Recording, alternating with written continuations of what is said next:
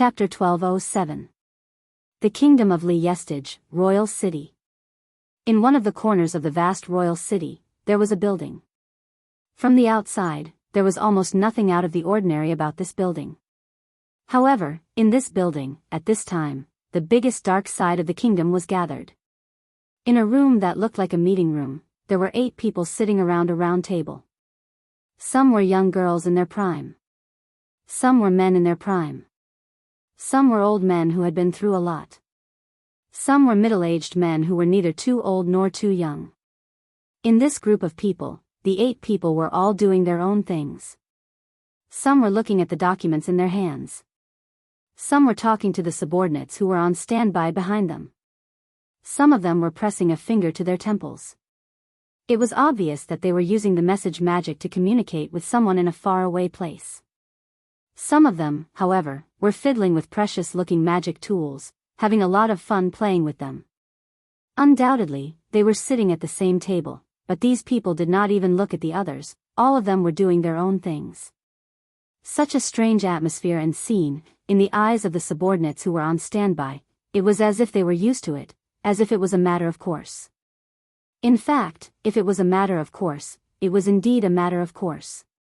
Because, although these people belonged to the same organization in name and had a cooperative relationship with each other, in reality, they were often at odds with each other because of benefits. Only occasionally would they form a cooperative relationship. After all, these people originally belonged to different organizations. Even if they were now united, they still had not established a true trust.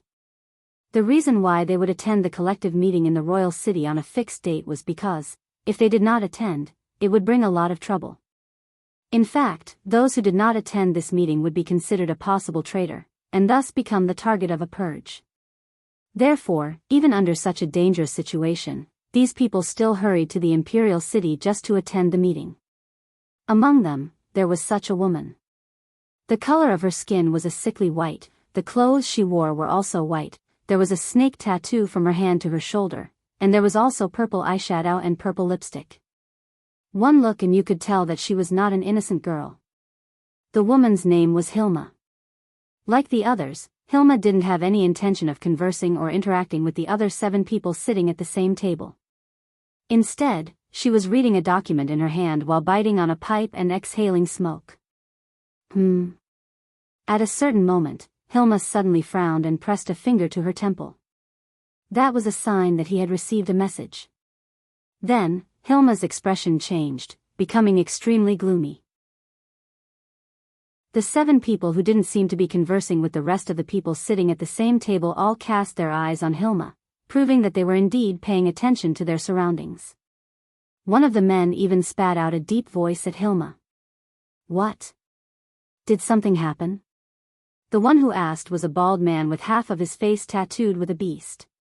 The bald man had an extremely strong physique, and the muscles on his body bulged explosively. His expression was extremely fierce, and his eyes were full of coldness. One look and you could tell that he wasn't a good person. Moreover, the other 7 people, including Hilma, all had bodyguards with them. Only this man had no one behind him. That was because this man didn't need any guards at all. In terms of strength, as long as this man was willing, he could completely play around and kill everyone in this room. This man's name was Jia Luo. For those who didn't know this name, Jia Luo was just a guy with a fierce appearance. But for those who knew this name, Jia Luo was definitely a target that many people didn't want to provoke. As for why, the reason was very simple. Even if the kingdom's strongest warrior, Gu Jiefu, personally went up against Jia Luo, it wouldn't be easy for him to win. The manager of the Ikushi security department. He was the leader of the 6 people who could match the existence of a fine steel-ranked adventurer. For such a man to question Hilma, even Hilma, who was also a manager of one of the 8 departments of the Ikushi, couldn't completely ignore him. Hilma took a deep breath and spoke in a deep voice. A village under my command that produces raw materials for drugs has been attacked. This one sentence made the atmosphere of the entire scene drop to the freezing point. Heh. Jia Luo let out a cold laugh that made people think of the low growl of a wild beast. Looks like there's only one person who has the guts to attack the Ikushi, right? Jialuo's words made the rest of the people present more or less furious. In the Ristage kingdom, who knew how many nobles were in cahoots with the Yakushi? With those nobles around, it was believed that if the kingdom wanted to attack the Yakushi, they wouldn't be able to hide this matter from the Yakushi, regardless of whether they would be stopped by the nobles who were in cahoots with the Yakushi. Since one of the strongholds under Hilma's command had been attacked and he himself didn't receive any news, it was enough to prove that it wasn't the kingdom that did it, but rather a personal decision. Due to a personal decision, under the obstruction of the nobles, he couldn't mobilize a large force and could only attack with a small number of people.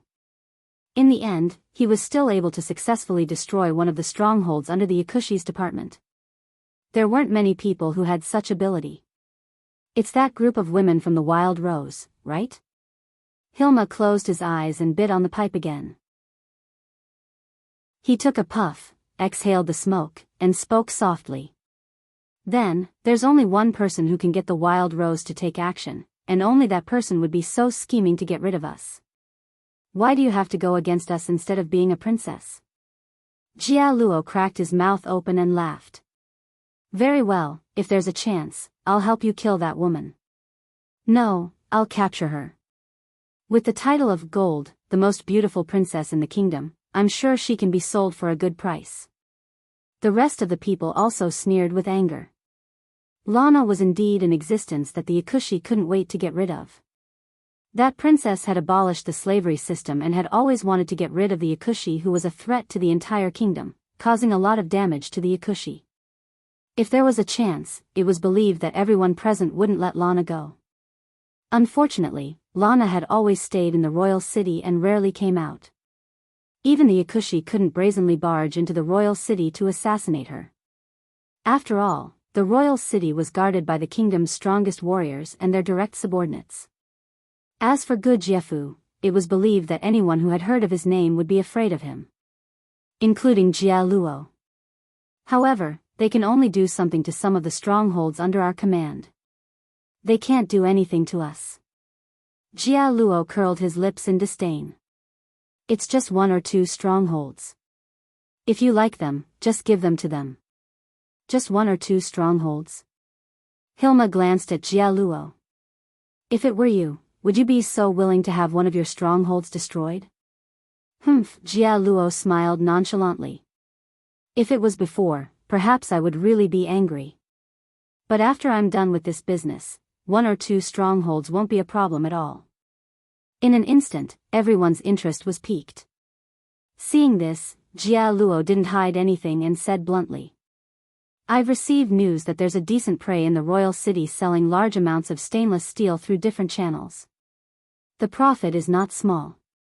Selling large amounts of stainless steel? Hilma said in surprise. How large is it? How large? Jia Luo couldn't hide his excited smile. It's so large that it's definitely comparable to what all of us earn in a year. Instantly, everyone's eyes lit up. It was as if a lone wolf had its eyes on some prey. This fellow is still in the royal city. Jia Luo smiled like a ferocious beast. I've already sent someone to keep an eye on him. Hearing this, everyone knew that they wouldn't be able to get a share of the benefits this time and looked regretful. Little did they know that this was the beginning of a destructive disaster for the entire Yakushi. Chapter 1208. Just as Haihagi had said, after destroying the Yakuza drug department's base to cultivate raw materials, Tina and T found a piece of parchment in the village. If they guessed correctly, there must be information on the other 7 departments of the Yakuza. However, the information on the parchment was written in code and had to be deciphered. Therefore, once they returned to the capital, Haihagi immediately took the parchment and went straight to the capital to find Lana so that Lana could decipher the code. With the Golden Princess's wisdom, deciphering the code should not be difficult. Therefore, when Agagi and her party went to the capital to decipher the information, Noah rejected Agagi's invitation to go with them, and directly found an inn to check in with Annabelle. Together with Annabelle, they took stock of the gains in the destroyed village. As a base to cultivate raw materials for drugs, the village naturally had more than just drugs. A certain amount of expenses and funds were required. Now, all of that went into Noah's pocket and was obtained by Noah. Of course, Noah's gains were not much. At least, compared to the profits that Noah would earn from selling large amounts of stainless steel, this was not much. However, that was only because they had only destroyed one base. Once all of the bases of the 8 departments of the Yakuza were destroyed, the gains would be the real deal. Therefore, when Haihagi and the others went to the capital to discuss deciphering the information with Lana, Noah stayed in the inn and waited for the moment to act. On this day, Noah also stayed in the inn and sat in front of a table, flipping through a thick book. It was a book that looked like crystal, but also like spring water. The cover was constantly reverberating with circles of ripples. It was an incredible book. Not many people knew about this book. However, if a legend was mentioned, many people would clearly know the reason behind it. According to legend, in the world of Norse mythology, there was a world tree. The world tree had 3 main roots. Among these 3 main roots, one of them extended to the country where the giants lived. And under this root that extended to the giant country, there was a mysterious spring water that contained all wisdom. It was said that as long as one drank a mouthful of the spring water, one would be able to obtain supreme wisdom. In order to bring wisdom into the world of the gods, Odin, the main god of Norse mythology, found this spring and obtained the wisdom named Rune at the cost of losing an eye forever. From then on, the main god Odin became the god of wisdom and magic. This was a famous story that anyone who had some knowledge of Norse mythology would know. The book in Noah's hand was the prototype of this mythical relic. Noah only remembered the nameless spellbook of the 8 Desires King after Ibirui mentioned it. As the original codex from which Odin, the main god of Norse mythology, obtained wisdom, this book was similar to the nameless spellbook of the 8 Desires King.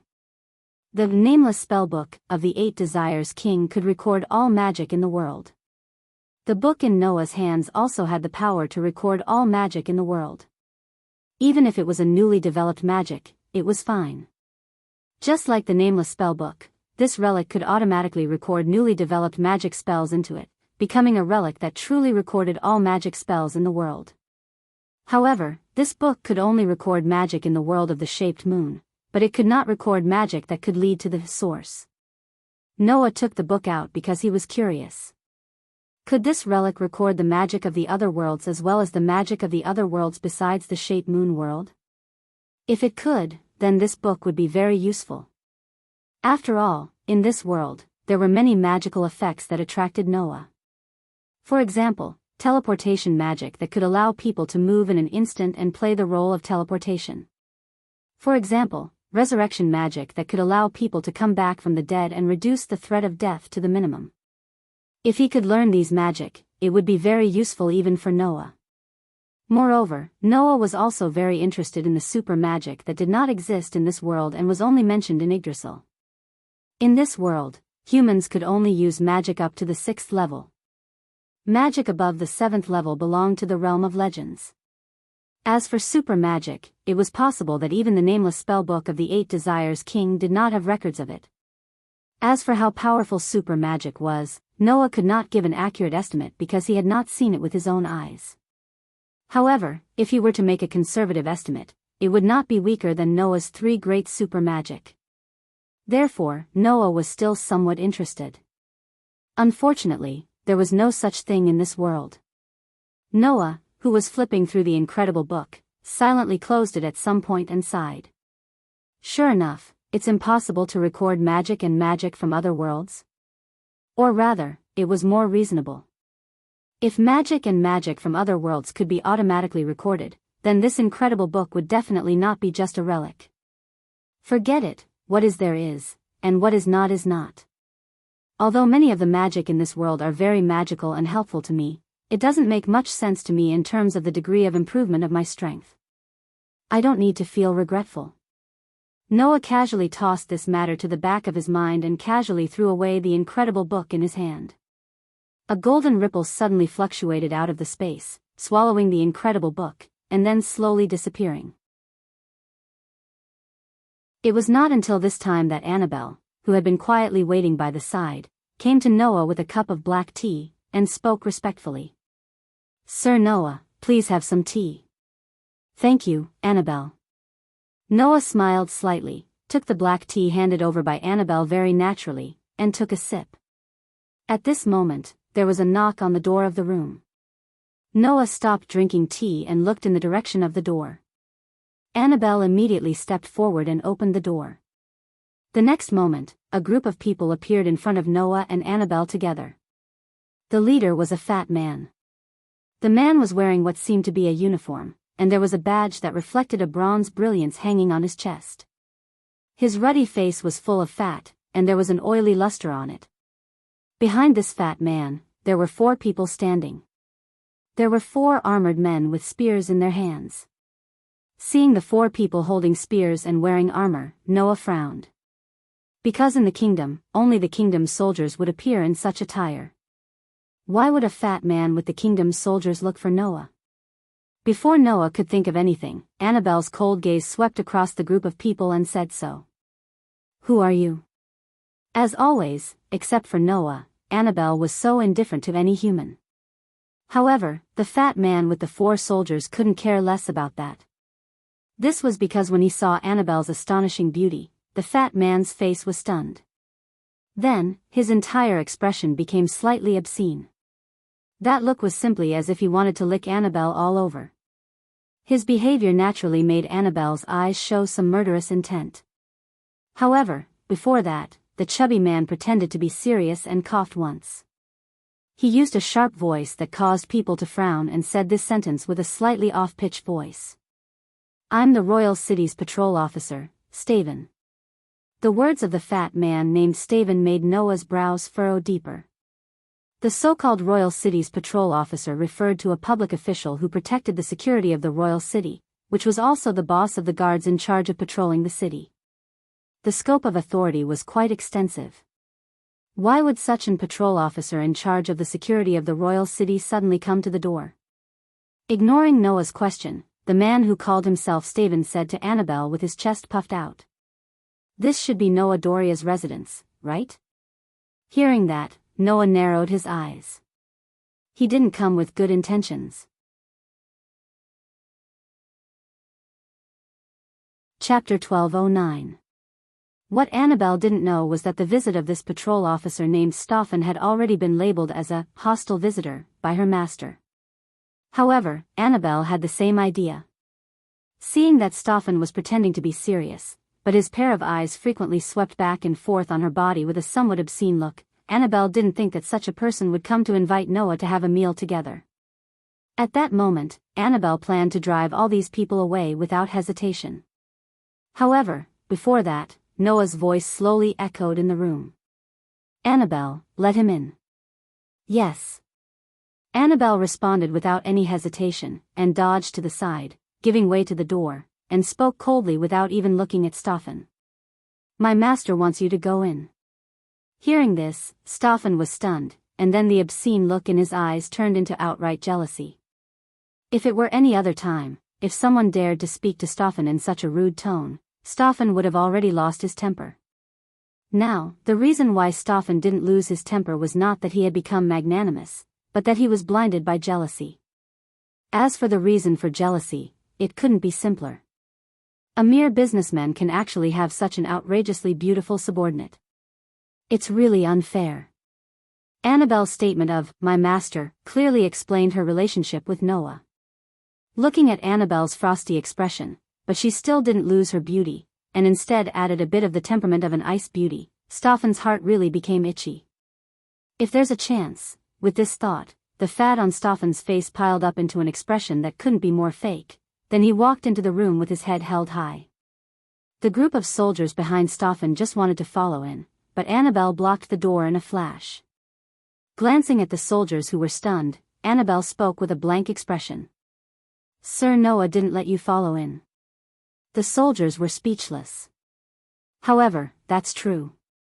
As an ordinary soldier, if they didn't obtain permission, they would be sentenced for breaking into someone's residence. Sir Tupan frowned and waved his hand impatiently. You guys can wait outside. All the soldiers nodded in agreement. Then, Staffen looked into the room. He saw that Noah was still sitting in front of the table, holding a cup of black tea in his hand and sipping it. Seeing that Noah was ignoring him, the corner of Steve's mouth twitched. He was about to get angry, but he thought of something and suppressed his anger. Little did he know that Noah had seen this scene clearly. Thus, Noah curled his lips and smiled. He placed the teacup in his hand on the table and made an inviting gesture to the seat opposite him. "Mr. Staffen, aren't you going to sit down first?" "There's no need for that," Staffen said to Noah in a businesslike manner with a straight face. "I'm here on official business." "You're Noah Doria, right?" "That's right." Noah nodded and smiled. "I wonder why you're here on official business, Mr. Patrol Officer. My place can't be compared to those luxurious offices. Are you playing word games with me, Mr. Noah?" Shirtupan couldn't help but reveal a hint of anger. "Don't play dumb. You should know very well why I'm here." "I can't pretend that I didn't hear that." Noah shrugged. "Mr. Patrol Officer, you're wrong. I don't know why you're here. It's just that," speaking of this, Noah looked at Shirtupan with a meaningful gaze. "It shouldn't be anything good, right?" Shirtupan's face was flushed red. He was infuriated. As the patrol officer of the royal city, he was in charge of the security of the royal city. In the past, whenever Shirtupan looked for someone in the name of carrying out official business, even if that person was a famous tycoon, who wouldn't be polite to Shirtupan because they were worried that Shirtupan would take advantage of them. But now, a mere merchant not only didn't treat Shirtupan with respect, but also displayed an extremely carefree attitude. For someone like Shirtupan who thought that he was in a high position, it was absolutely unbearable. "Mr. Noah, you can laugh as much as you want now. You won't be able to laugh later."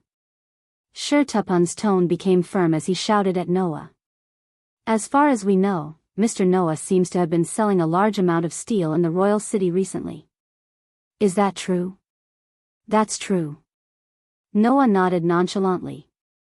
"What's wrong? Could it be that doing business in the royal city is considered disrupting public order?" "If it's just doing business, then of course not," Shirtupan said with a disgusting tone. "It's just that that's only if the goods are legal."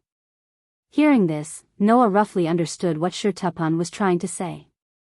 "Mr. Noah, other than you, no one has been able to sell such a large amount of steel. After all, steel is very precious." Shirtupan shook his head as he spoke. "In the royal city, we have never heard of a place where steel can be mined in such a large amount. So, we have the right to suspect that the steel you are selling in the royal city was obtained through illegal means." Shirtupan revealed a victorious smile after he finished speaking. "For example, the illegal extraction of stainless steel in the nobles' territories without permission." "I see." Noah nodded without any change in his expression. "So, what are you going to do, Mr. Patrol Officer?"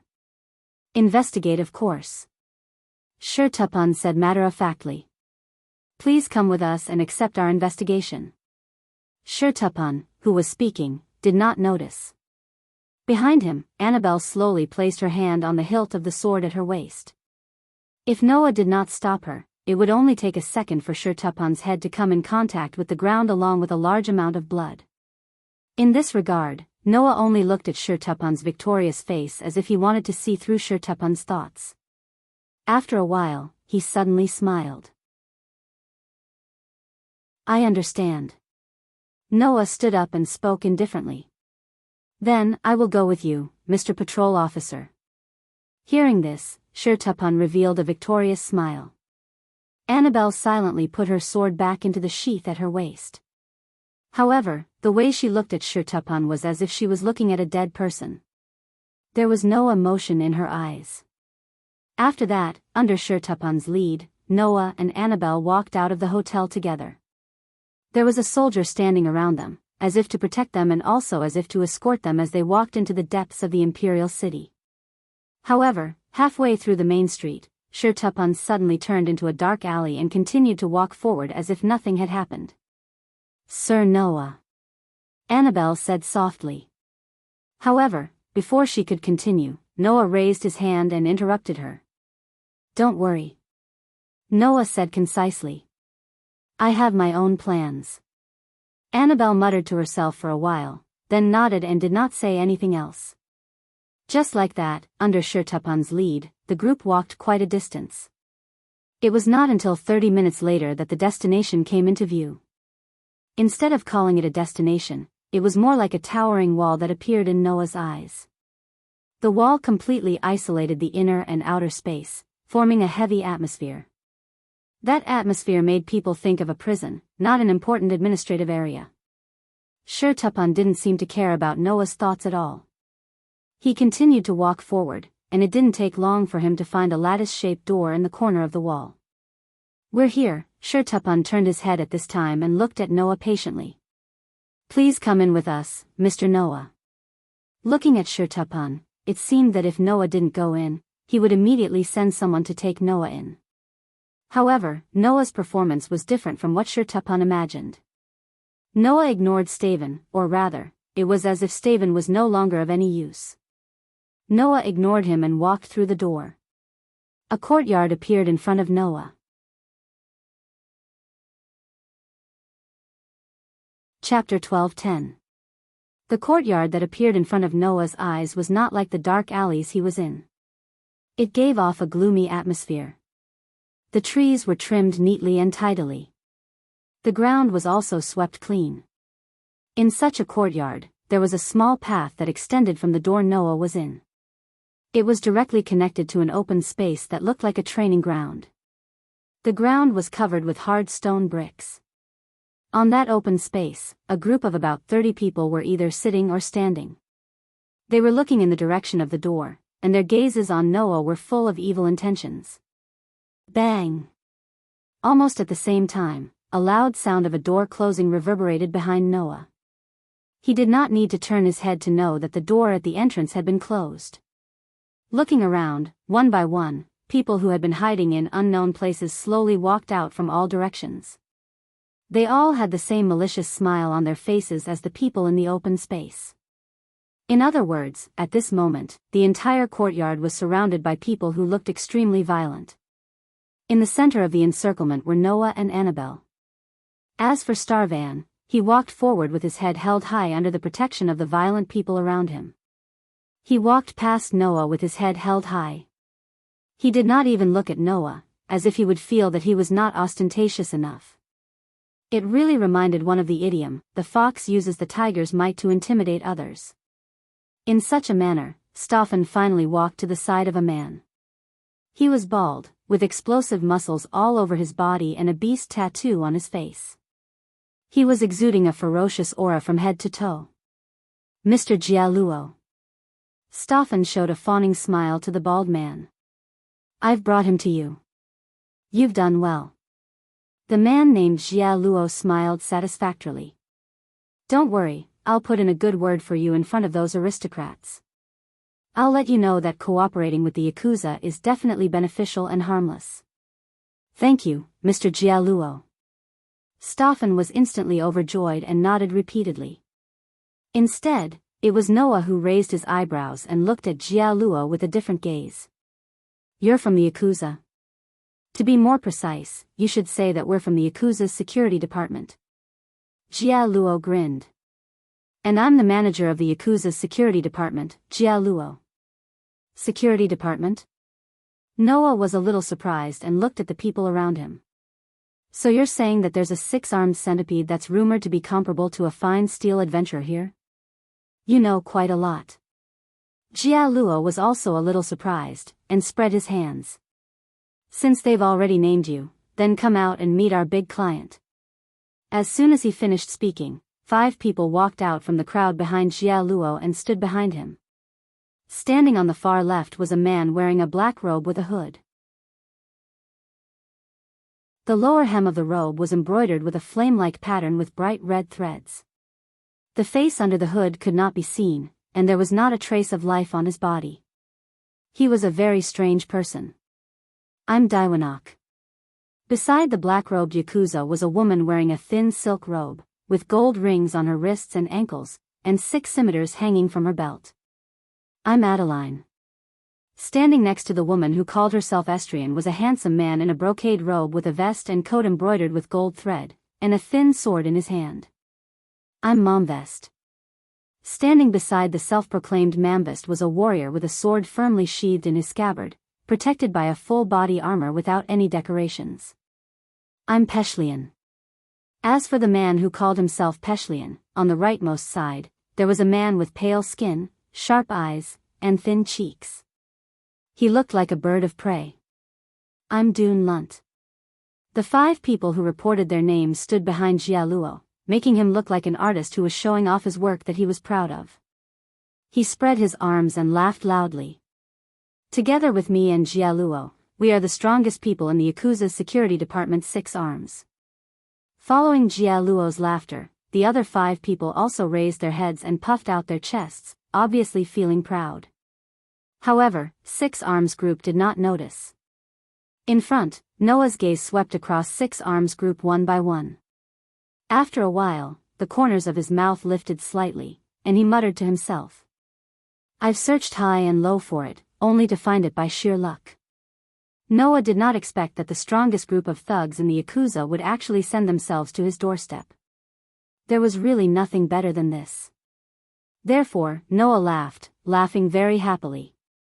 That laughter made Jialuo's laughter stop abruptly. Slowly withdrawing the smile on his face, Jialuo looked at Noah. His eyes were like those of a fugitive, full of ruthlessness.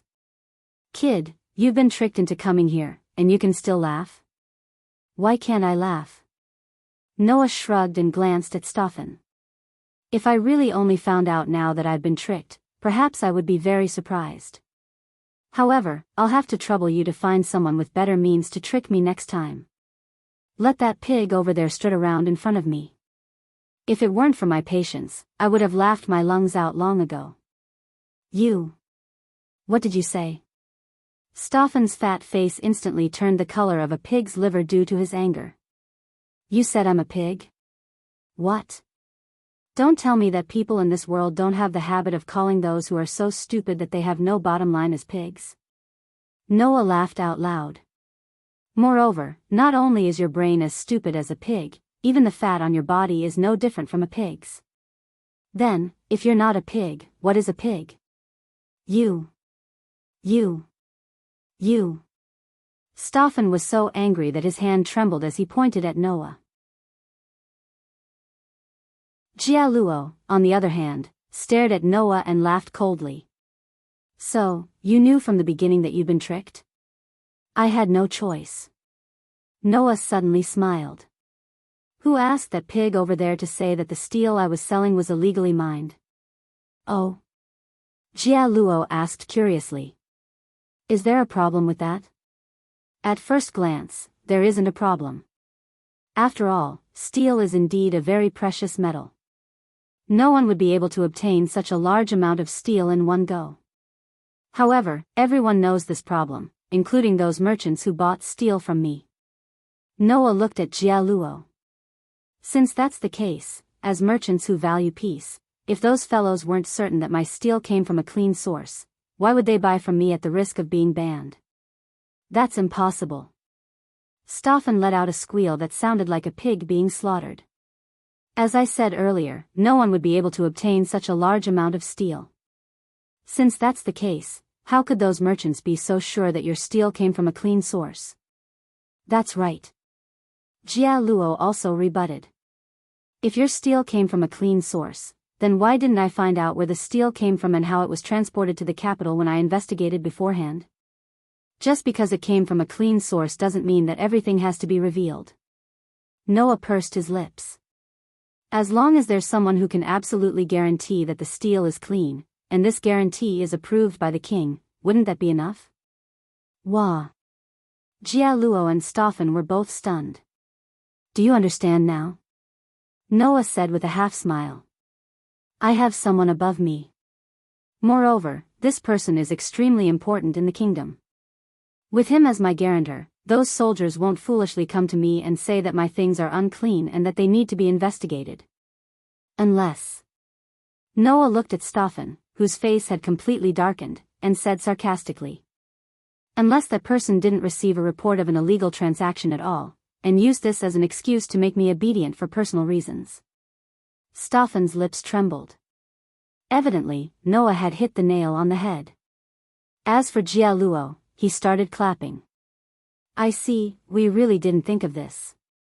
Saying this, Jia Luo narrowed his eyes and looked at Noah with a cold gaze.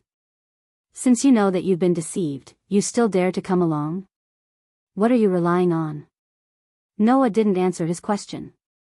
What's your motive for bringing me here?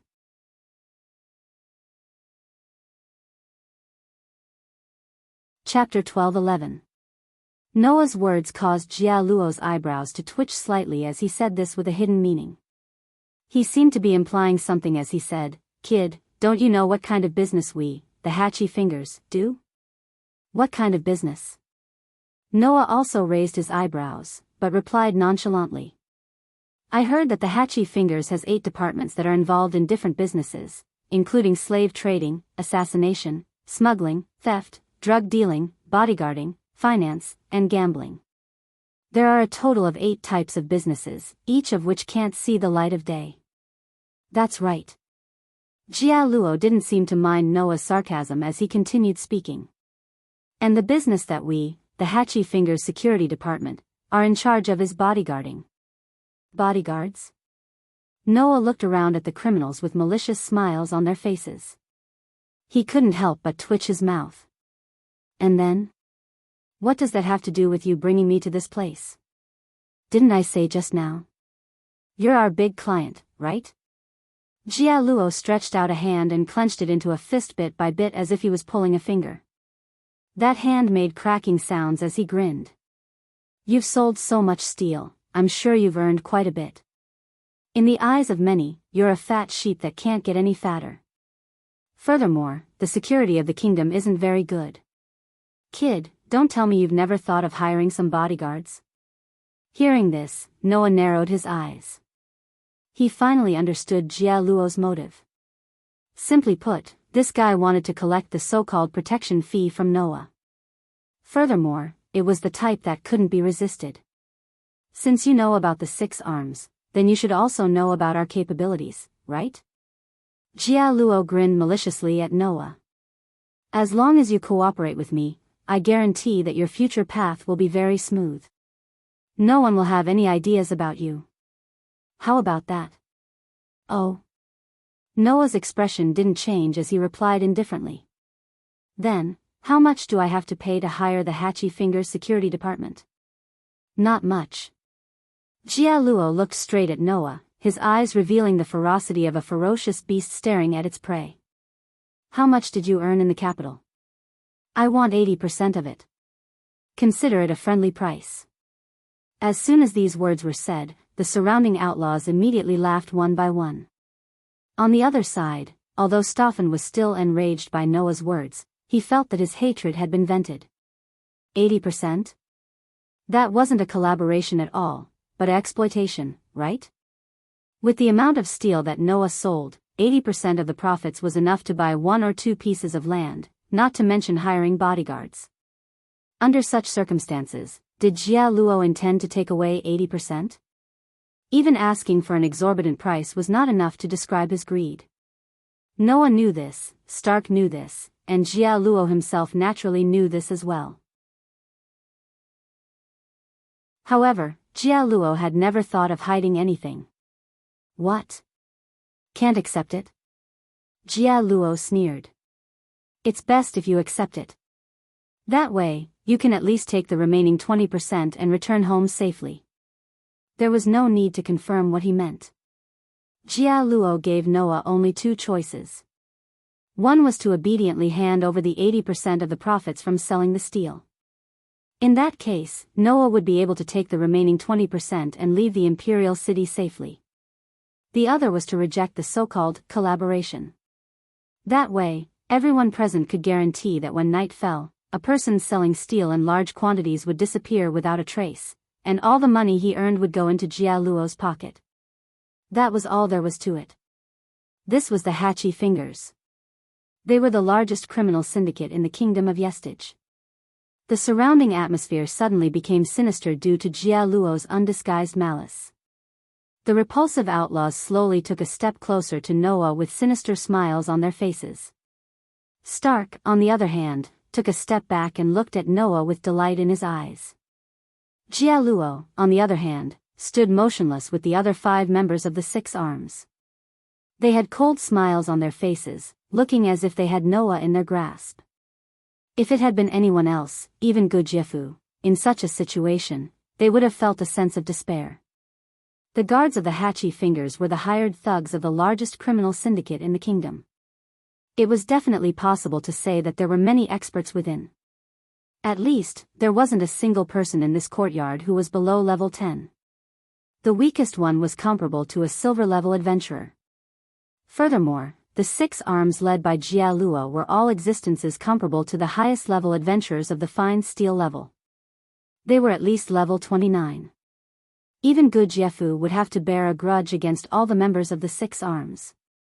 In addition to the pawns around them, who wouldn't feel despair in the kingdom?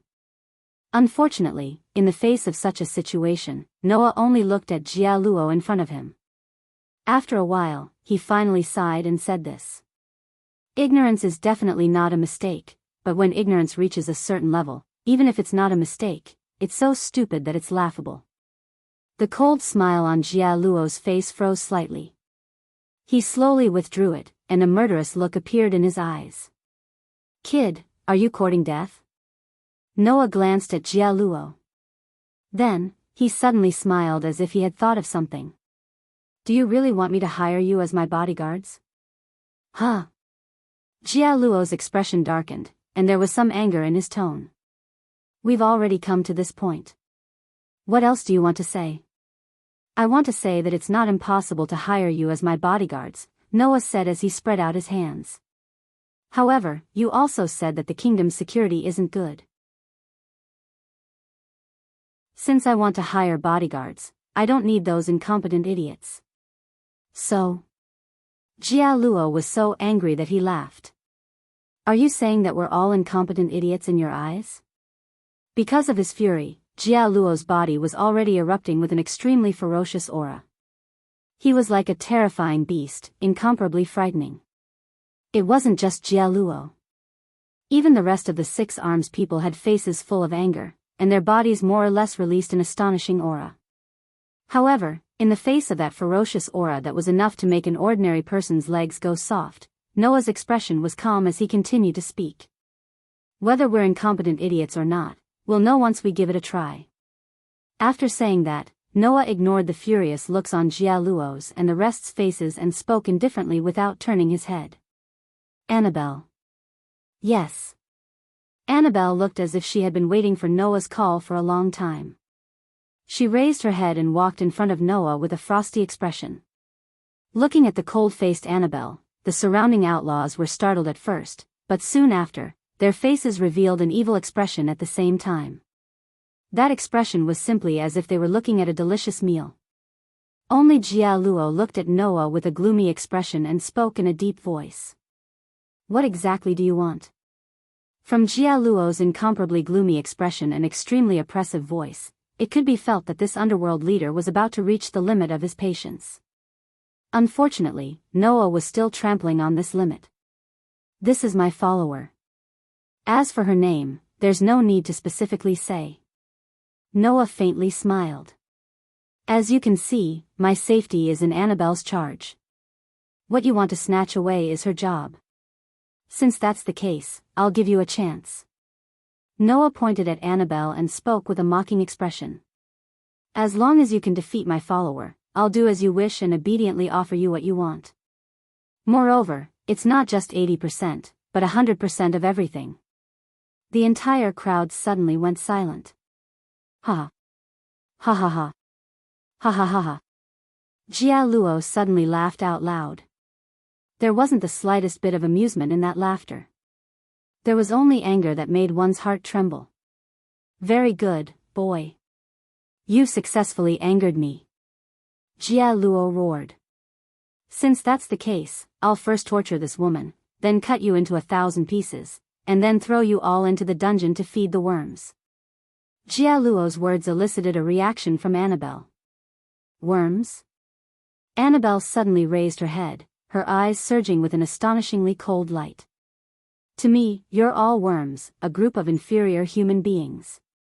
As soon as she finished speaking, Annabelle fiercely spread out her hands, and the palms of both hands burst out with dazzling electric light, turning into two huge electric balls. Second-level magic enhancement, electric shock ball.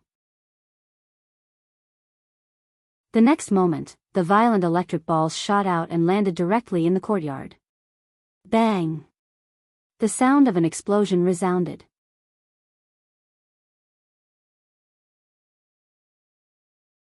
Chapter 12:12. Pung! When the explosion that was mixed with violent electric currents shook the entire courtyard of the Hachibyunga Guard Department, the astonishing impact carried rioting electric sparks and spread out in all directions. Beep beep. At the center of the impact, violent electric arcs jumped back and forth like streaks of lightning, running back and forth in the space as if they were boiling. Ah! Those outlaws who didn't have time to react were all covered by the violent electric arcs that ran back and forth like lightning. Their bodies emitted a burnt smell as they let out mournful screams. Instantly, in the entire courtyard, those thugs from the Hakihoshu Guard Department, who were feared by everyone, were all roasted by the violent electric arcs. They fell to the ground one after another, never to get up again. Only the group of 6 arms, led by Jia Luo, reacted at the critical moment, and all of them retreated rapidly, avoiding the violent impact and electric currents that came head-on. Thus, when the violent shockwaves and arcs of lightning that shook the entire courtyard gradually subsided and the surroundings regained its tranquility, apart from Jia Luo's group of 6 adventurers who could match the highest level of fine steel rank, the others all fell to the ground, their bodies twitching incessantly. Looking at this scene, Annabelle, who still had her hands spread open and some electric arcs flickering in her palms, spoke with contempt. They're just like frogs. This sentence completely infuriated Jia Luo's group. This was especially so for the only female among the 6 arms called Odessa. When she saw the disdain on Annabelle's stunning beauty, the jealousy in her heart triggered a strong anger, causing Odessa to fiercely slap the scimitar at her waist. Following Estrian's action, the 6 scimitars hanging on her waist suddenly floated up on their own, as if there were 6 invisible people holding those scimitars. They extremely nimbly drew a perfect trajectory around Estrian's body and violently swept out. Shio shio shio shio shio.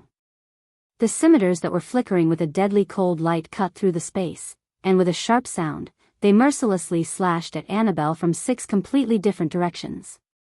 Seeing those scimitars mercilessly slashing at her, Annabelle just opened her red lips slightly. Shield wall. A flash of light rose from Annabelle's body, as if turning into an invisible mirror, enveloping Annabelle's whole body. Clang clang clang clang clang. With a sharp sound, the 6 scimitars slashed at the invisible mirror like flash one by one, causing a crisp sound of collision, and they were knocked away one by one. Seeing this scene, the expressions of the group of 6 arms, led by Jia Luo, changed. The spell called Shield Wall was a very common type of physical defense spell. However, common meant that it wasn't very special, and its rank was not very high. Very high. At the very least, a defensive magic of this rank should be easily broken by Edstelin's strength. However, Edstelin's attack didn't even cause the slightest bit of damage. What did that prove? It proved that Annabelle's strength was far beyond that of a magic of this rank, so she was able to allocate a large amount of mana to increase the defensive power of the shield wall. And to be able to so easily block the attack of Edstelin, one of the 6 arms, with a low-level magic, meant that Annabelle's strength wasn't inferior to Edstelin's. So that's how it is. Another person who can match a fine steel adventurer?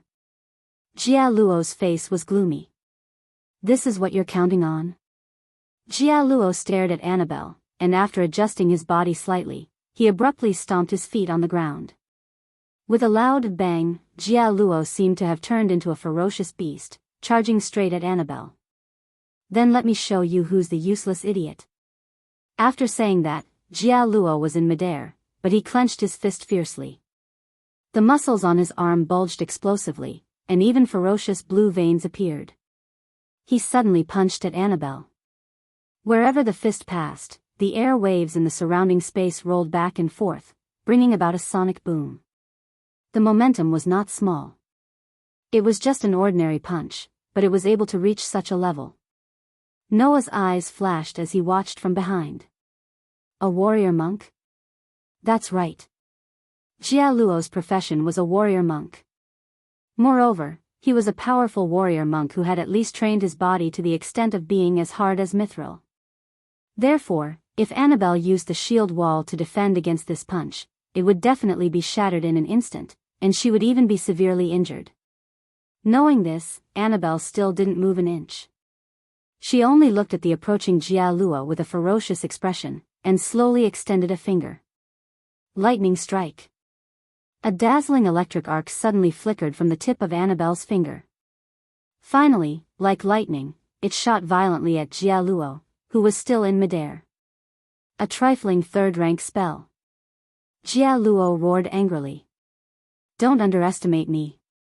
With a furious roar, Jia Luo directly punched at the lightning that shot violently at him. He actually didn't dodge or evade the spell, using his body to meet it. Bang! Along with the collision between the fist and the lightning, an astonishing impact once again appeared in midair. It was as if a substantial wave of wind had appeared, causing ripples in the air. It was also at this moment that a phantom suddenly flashed behind Annabelle. Like a mirage, it emerged from illusion to reality. It was an illusion. A spell specially used to confuse people's vision. The person who used it was one of the 6 arms, Dun Lunt. With a sinister smile, Dun Lunt fiercely pulled out the long sword at his waist. Take her down. The long sword tore through the air and suddenly slashed fiercely at Annabelle's neck. Feeling the tearing sound of the wind behind her, Annabelle's eyes narrowed. Dimensional movement. The next moment, Annabelle's figure suddenly disappeared from where she was, causing Dun Lunt's determined sword to hit empty air. Wah! Dun Lunt was astonished. However, no matter how astonished he was at this moment, he had already exposed his biggest flaw. Poochie. With a tearing sound, a long sword pierced through Dun Lunt's chest, bringing with it dark red blood that splashed all over the ground. Scatchalant's eyes bulged. His neck seemed to have been wound up as he lowered his head stiffly. When he saw the long sword that had pierced through his chest, blood flowed out from the corner of his mouth. He squeezed out a voice with great difficulty. No, this was Dun Lunt's last regret. Then, the long sword was pulled out fiercely, causing Dun Lunt to fall to the ground, revealing Annabelle's figure standing behind him. Looking at Dun Lunt, who was sprawled on the ground with his arms and legs spread out, and the ground beneath him was gradually dyed red with blood, Annabelle murmured expressionlessly. Is it a beetle this time? It was indeed true. Dun Lunt's appearance of lying on the ground with his arms and legs spread out was exactly the same as a beetle. Seeing Dun Lunt die in front of them, the members of 6 arms, including Jia Luo, were all stunned for a moment. It's too troublesome to deal with them one by one. We can't let Sir Noah wait for too long. Annabelle raised her eyes and looked ahead. Then, let's deal with them once and for all. While saying this, Annabelle clapped her hands fiercely in the midst of a "pa" sound. Hum. A burst of terrifying magic power burst out from Annabelle's body. Then, Annabelle slowly opened her palms. Beep, beep, beep. A white lightning arc like a flood dragon flickered between Annabelle's palms. On it, a dazzling white light bloomed, illuminating the entire surrounding space. Magic enhancement chain dragon thunder.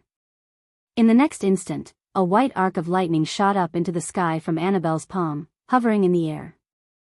Soon after, like a dragon descending from the sky, it brought along a dazzling white light as it rubbed against the air, heavily landing at the position of the 6 arms members who couldn't react in time.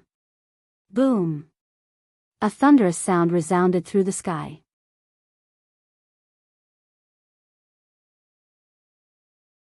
Chapter 12-13. When the dragon-like arcs of lightning landed heavily in the courtyard, almost everyone in the royal city saw this scene.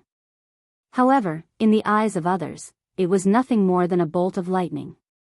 Such a bolt of lightning shattered the ground of the courtyard of the Hatchibyunga Guard Department, causing a violent impact that blew up inch by inch of the ground. The soil was dug up, and the gravel was splashed up. A large number of arcs of lightning were like crazy pythons, scurrying back and forth. The entire space was shrouded in dazzling lightning. No one knew how long this scene lasted. After a long time, when the dazzling white light that shrouded the entire space slowly faded away, the violent impact and crazy arcs of lightning that acted in the space also subsided little by little. The originally well-decorated courtyard had already changed its appearance greatly. A pit appeared on the ground. With Jia Luo as the leader, Dianok, Estrian, Mambist, Peshlian, and even Schlund, who was stabbed in the chest by Annabelle and died, were all lying in this pit. Occasionally, 1 or 2 electric currents would run through their bodies. Every time an electric current ran through this group of people, their bodies would jump a little, as if they were lying on the ground and bouncing their bodies slightly. Seeing this, Annabelle, who was standing in front of the pit, said sarcastically, "They really do look like fleas." After saying that, Annabelle directly turned around and walked in the direction of Noah.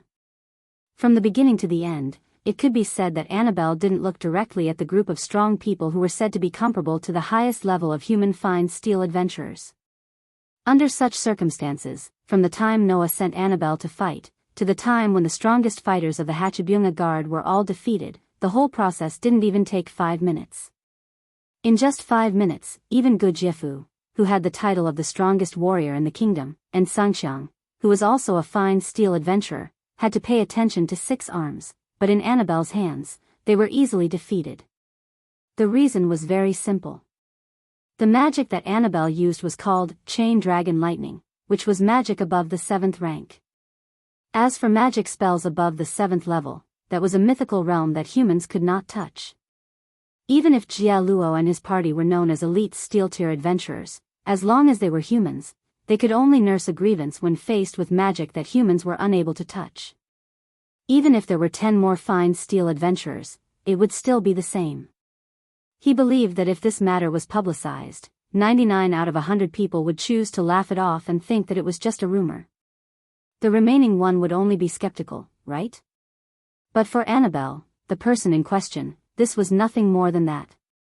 "My apologies, Lord Noah." Annabelle's cold and emotionless appearance completely melted in front of Noah, turning into a respect that could drive people crazy. "I spent some time on those insects. There's nothing to apologize for, Annabelle." Noah smiled at Annabelle. "You've done well. Thank you for your hard work." "Yes." Only then did Annabelle feel relieved. Noah cast his gaze into the pit and looked at Jia Luo, who was lying on the ground with 1 or 2 electric currents running through his body from time to time. He curled his lips and said, "Now, do you know who's the useless idiot?" In the pit, Jia Luo's body jerked violently in a way that it had not done before. In response, Noah did not even look at it and turned around directly. "This is probably the headquarters of the Yakumo garrison. Let's search here and we should be able to get a lot of rewards." "Yes, Lord Noah." Annabelle nodded obediently. Just as Annabelle was about to follow behind Noah and leave the scene together, her expression suddenly changed. Bang! Following a muffled stomping sound, Jia Luo, who was originally lying on the ground, suddenly leaped up like a prostrating cheetah. Bouncing his body up, the aura on his body abruptly surged as his figure violently rushed out. Moreover, it was in the direction of Noah. As the leader of the 6 arms that was comparable to a fine steel adventurer, Jia Luo's strength was naturally the strongest in the 6 arms. Jia Luo was confident that even if he were to face the kingdom's strongest warrior, Gu Jiefu, he would definitely not lose. However, today, Jia Luo and all the other members of the 6 arms couldn't even last 5 minutes against Annabelle. Coupled with the chain dragon thunder, just now, Jia Luo knew that even if he were to risk his life, he would definitely not be a match for Annabelle. Jia Luo was naturally filled with disbelief about Annabelle's strength.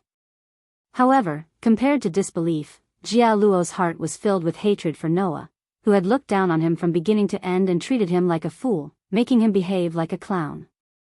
Driven by hatred, Jia Luo turned into a desperado. He did not care about Annabelle, who was still by Noah's side, and stared fixedly at Noah, who was getting closer and closer. The blood at the corner of his mouth rendered his face extremely sinister as he roared hysterically. "Even if I die, I'll drag you down to hell with me." The distance between him and Noah was instantly reduced to 0. Jia Luo clenched his fists tightly, condensing an extremely terrifying force in his fists, and blasted it violently at Noah. This punch brought about a strong oppressive wind. The strong wind blew the fringe in front of Noah's forehead, exposing a pair of deep, dark eyes to Jia Luo's distorted vision due to extreme hatred. However, Jia Luo simply could not see the excessive hatred. In the face of what could be said to be the most powerful attack of his life, Noah's pitch-black eyes did not show any fear, panic, or even the slightest fluctuation. There was only complete and utter calmness. Bang! A muffled sound that made one's heart contract abruptly reverberated through the entire surrounding space, causing a ring of shockwaves to spread out like sound waves, rippling through the extremely dilapidated courtyard. At this moment, Jia Luo, who had unleashed the most powerful punch of his life, slowly narrowed his eyes until they were the size of a needle tip. This was because that blow, which was enough to shatter a huge rock, had been easily blocked by a hand and grasped in the palm of his hand. "You seem to have misunderstood something, right?" Following this calm voice, the hand that had easily received Jia Luo's strongest punch slowly clenched, tightly clenching Jia Luo's fist within. "When I said that you're a useless idiot, I didn't mean that my follower could casually defeat you." Saying this, Noah's gaze met Jia Luo's pupils, which had shrunk to the size of a needle tip, and he sneered. "Rather, to me, you're indeed only at this level, idiot." After saying this, Noah's other hand suddenly clenched into a fist. Clang! Streaks of electrical lines crawled up Noah's tightly clenched fist. Whang! A resplendent vortex of air vibrated from Noah's tightly clenched fist. In the instant that Jia Luo was completely unable to react, a fist that was even more terrifying than the most powerful punch of his life cut through the air and landed directly on Jia Luo's body. Bang! Amidst the sound of an explosion, Jia Luo's entire body exploded like an overinflated balloon under that terrifying punch, causing large amounts of blood, flesh, bones, and internal organs to splatter in all directions. Just one blow. Jia Luo, whose strength was comparable to the kingdom's strongest warrior, Gu Jifu, died without a complete corpse. This was the power of Noah's punch that had reached LV4, and his all-around strength was at the stage of SSS. After being strengthened by enhanced magic, he used Annihilation Strike to display the power of Noah's punch. Ah! A blood-curdling scream rang out. That wasn't the voice of Jia Luo, whose body was smashed to pieces. Instead, it was the voice of the guy who had luckily escaped Annabelle's purge and was still hiding. Only to see that behind the rockery in the courtyard, Stoffen was paralyzed on the ground, screaming miserably with a face full of horror. Recalling Stoffen's despicable behavior and the obscene look he had when he looked at her, Annabelle spoke in a low voice. "Lord Noah, how should we deal with that scarab?" Noah glanced at Staven, who was screaming in pain, and turned around. "As you like." Annabelle suddenly smiled. That was an extremely cruel smile, like that of a demon.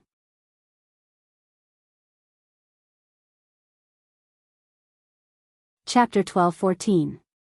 3 days later, the biggest underground criminal organization in the kingdom, the headquarters of the 8 departments of the organization known as the Hachibana, were all defeated. There was no suspense at all.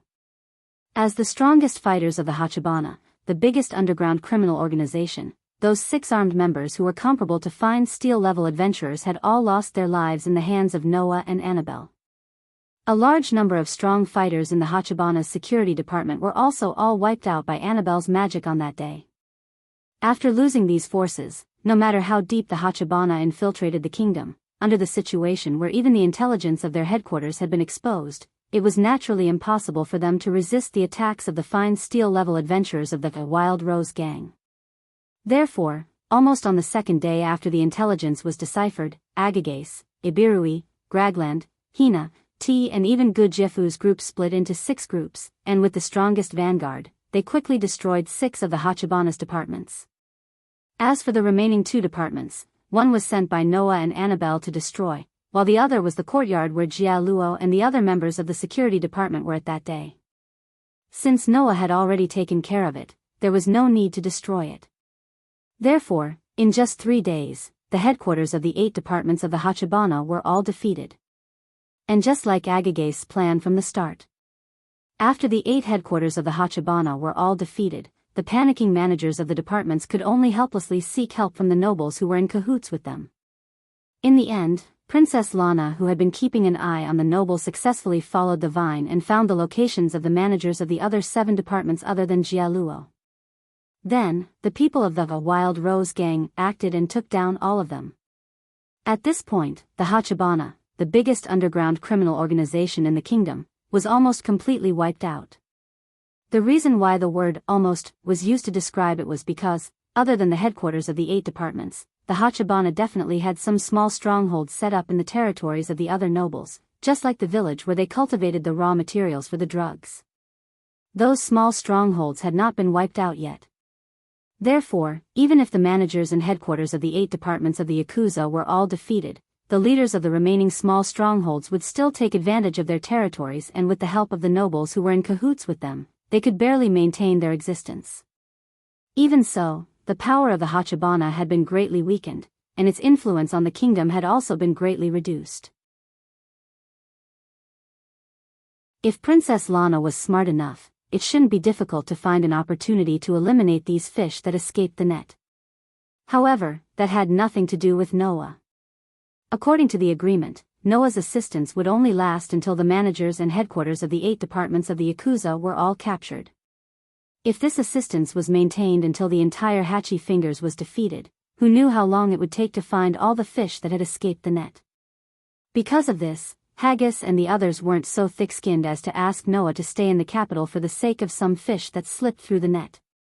In other words, the matter of dealing with the Hachibana had come to an end. As for the gains, they were not small at all. According to the previous agreement, after the headquarters of the 8 departments of the Hachibana were defeated, the stolen goods that were collected would all belong to Noah. After checking, Noah realized that these gains were more than 10 times more than what he got from selling large amounts of stainless steel. After all, most of the business that the headquarters of the 8 departments of the Hachibana had done so far was here, so how could it not be a lot? After a few days of hard work, he was able to get this kind of gains, so Noah was quite satisfied. Not to mention the gains in terms of money, just the gains from the rest of the materials that he planned to use to make equipment, tools, and other items were already considered a huge amount of resources.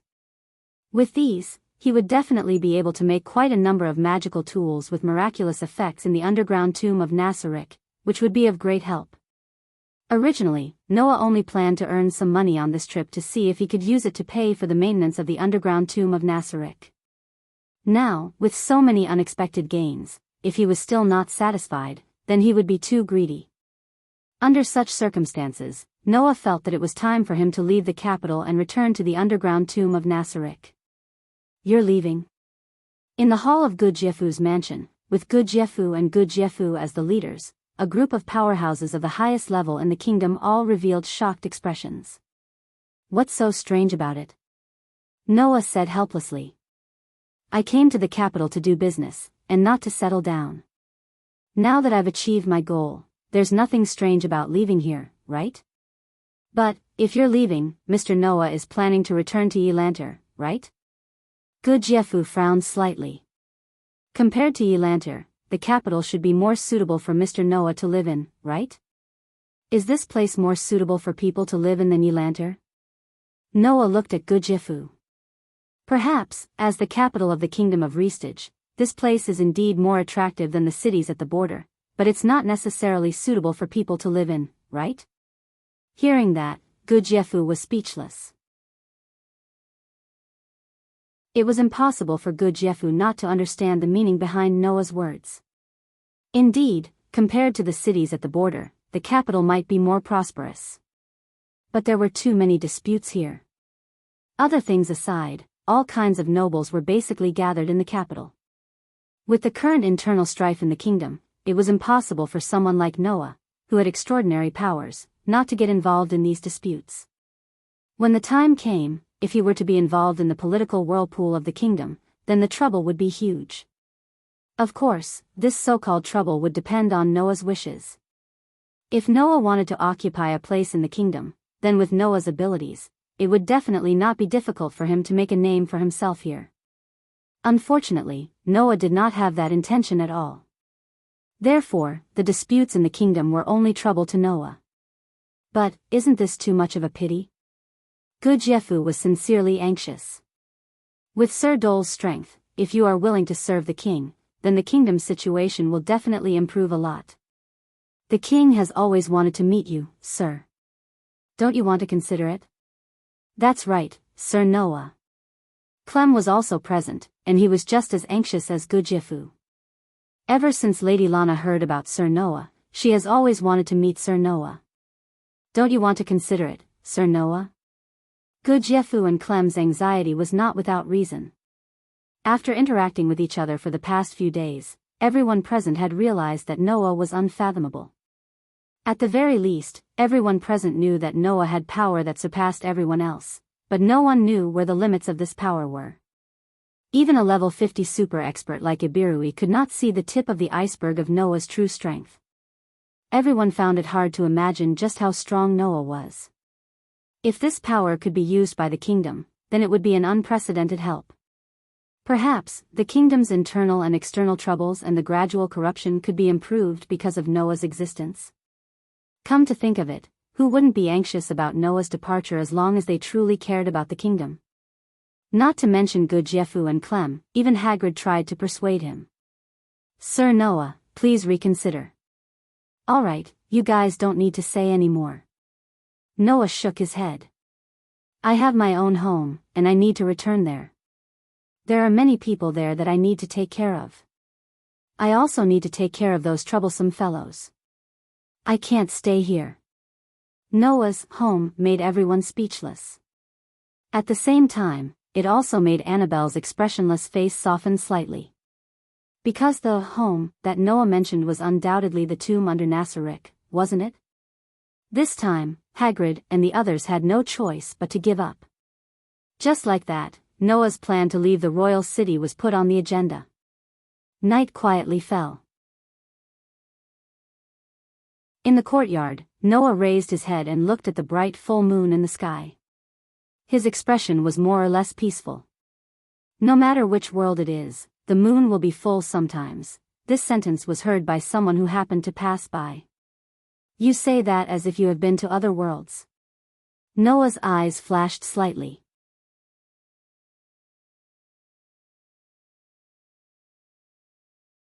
Chapter 12:15. The voice behind him made Noah, who was looking at the bright moon in the sky, slowly turn around and look at the source of the voice. Over there, Ibirua was dressed in a black robe as usual. She wore a mask that completely covered her entire body like the Grim Reaper of the night. She hugged her arms and leaned against the wall. Her gaze seemed to be cast on Noah. She just stared at Noah and said as she spoke. However, even if you really came from another world, I wouldn't be surprised at all. Hearing this, Noah nodded, turned around again, looked at the moon in the sky, and said, Maybe, I'm really not from this world, that's hard to say. Obviously, Noah thought Ibiruai's words were an exaggeration. After all, for Ibiruai, Noah's power was indeed beyond the reach of a human.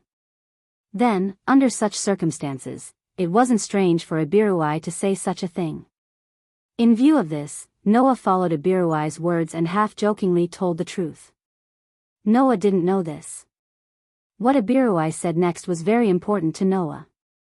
Looking at Noah's back facing her, looking at the bright moon in the sky, his robe fluttering in the night wind, creating an exceptionally beautiful scene, Ibiruai hesitated.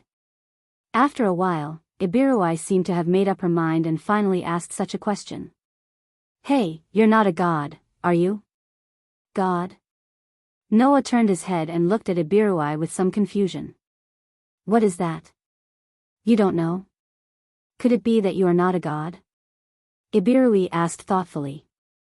No, maybe even you don't know that you're a god, that's hard to say.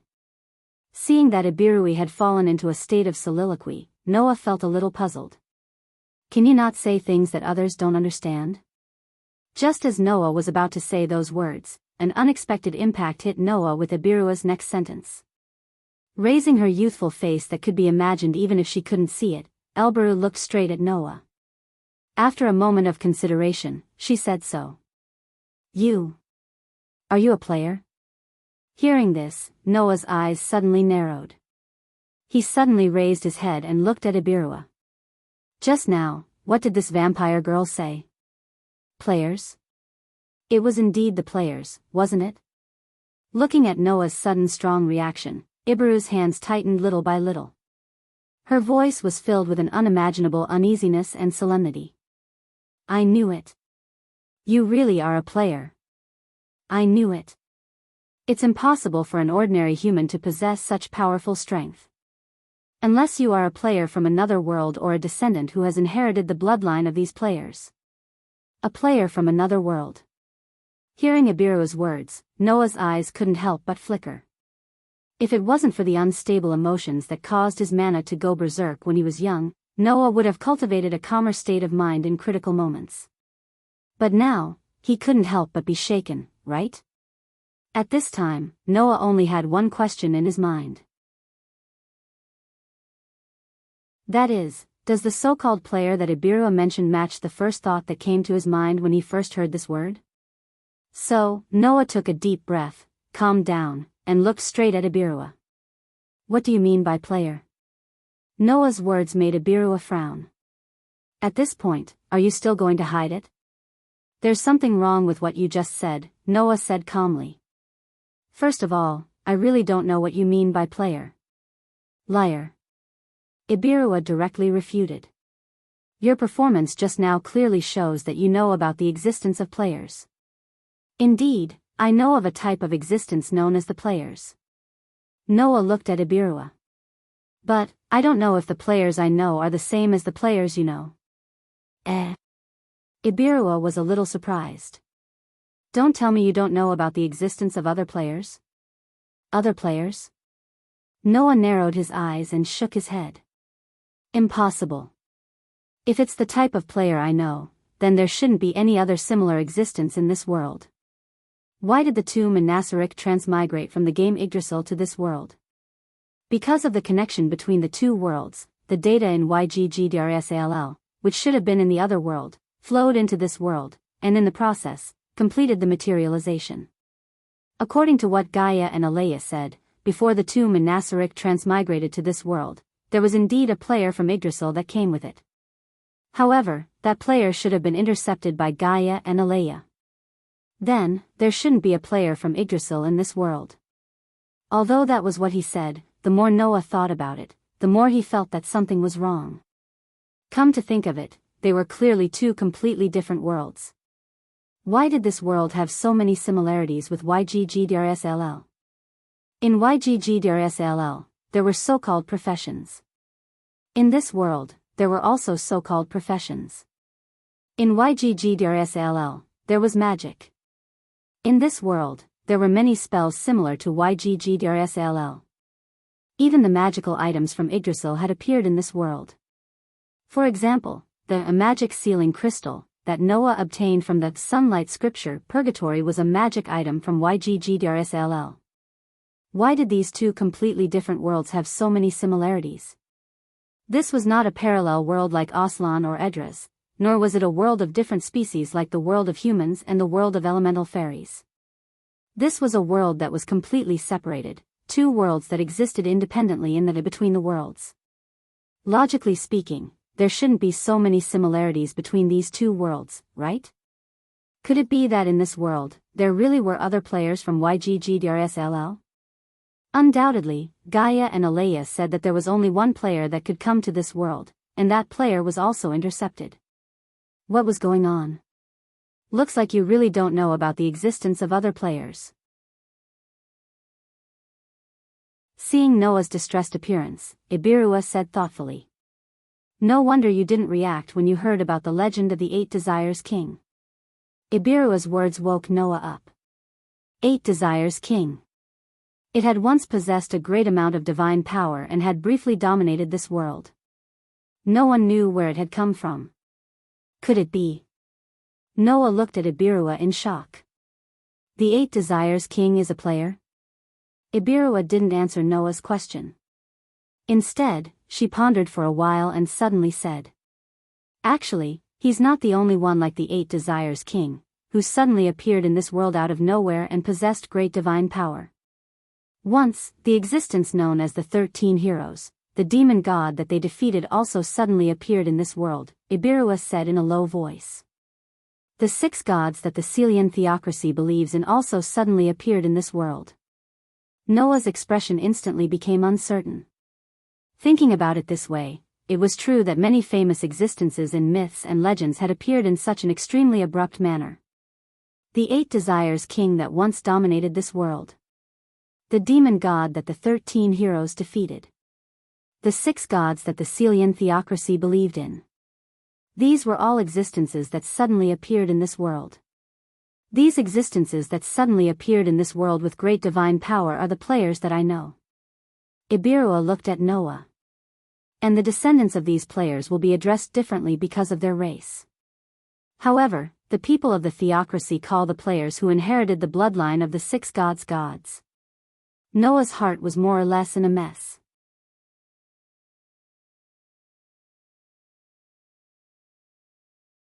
Chapter 12:16. From the information obtained from the Sunshine Scripture, Noah learned about the existence of the 6 great gods. It was said that they suddenly appeared in this world hundreds of years ago and were worshipped by the people of the Celian theocracy. From various rumors, Noah also learned about the existence of the 8 Desires King and the demon god. Legend had it that the 8 Desires King was a great existence of unknown origin. He suddenly appeared in this world and used his unparalleled power to temporarily dominate the entire world. As for the demon god, he was also a kind of evil person who suddenly appeared in this world and brought great disaster to this world. He was defeated by the existence of the 13 heroes. Whether it was the 6 great gods, the 8 Desires King, or the demon god, they were all characters that only existed in human myths and legends. However, these characters that appeared in myths and legends all had one thing in common that could not be ignored. That is, they all appeared in this world very suddenly. Moreover, before they appeared, there were no signs of them. Originally, Noah only treated these as myths and legends. However, if it was really like what Ibirua said, whether it was the 6 great gods, the 8 Desires King, or the demon god, they were all players, then this matter made sense. The reason why they suddenly appeared was because they did not belong to this world. The reason why they had such great divine power was because their level was higher than the highest level in this world, which was only level 35 in the hero domain. The reason why there were many professions and magic that were similar to those in Yggdrasil was because these players brought the professions and magic from Yggdrasil to this world and taught them to the people of this world. The reason why the Sunshine Scripture had the items from Yggdrasil was because the 6 great gods who left these items behind were players from YGGDRSLL. All these signs pointed to the fact that players from Yggdrasil had appeared more than once in this world where players from Yggdrasil should not exist. Phew, Noah exhaled deeply, calming down his somewhat chaotic emotions. He immediately raised his eyes, looked at Ibirua, and solemnly said, "Thank you for telling me such important information. This is not worthy of your special thanks." Ibirua was startled at first. She did not expect Noah to suddenly thank her so solemnly. She tilted her head in confusion and asked, "Then, you are a player, right?" "You can say so." Noah smiled bitterly. "At least, I am not from this world." As expected. Ibirua looked at Noah in a completely different way. "Looking at you, you seem to have just arrived in this world not long ago. You are not very familiar with this world, right? Once you are familiar with this world, what do you plan to do with it?" But Ibirua did not say this last sentence. However, this was what Ibirua was the most. There was no other way.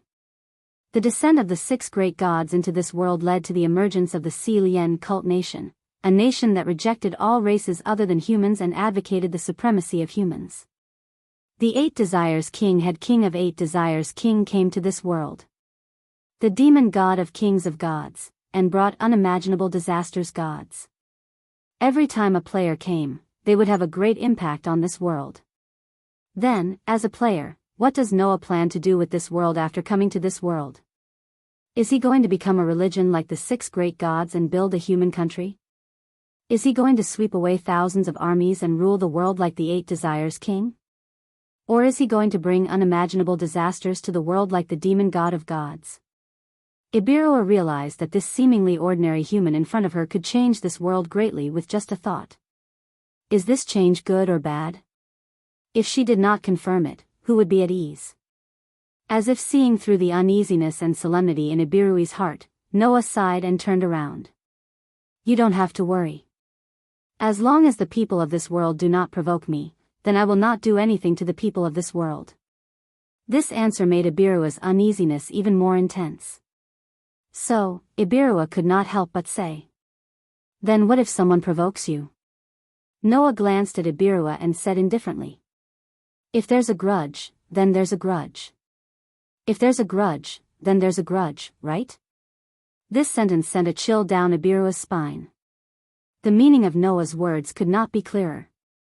As long as they don't provoke him, then he will not come looking for trouble. However, as long as they provoked him, he would not show them any mercy. Ibirua felt that she really needed to tell Haggis and Gudjefu not to provoke Noah for the sake of the kingdom's interests. Otherwise, this corrupt country with internal and external troubles will really be finished. So, Ibirua took a deep breath and asked tentatively. Apart from you, this time, are there any other players who came to this world with you? No. Noah said bluntly.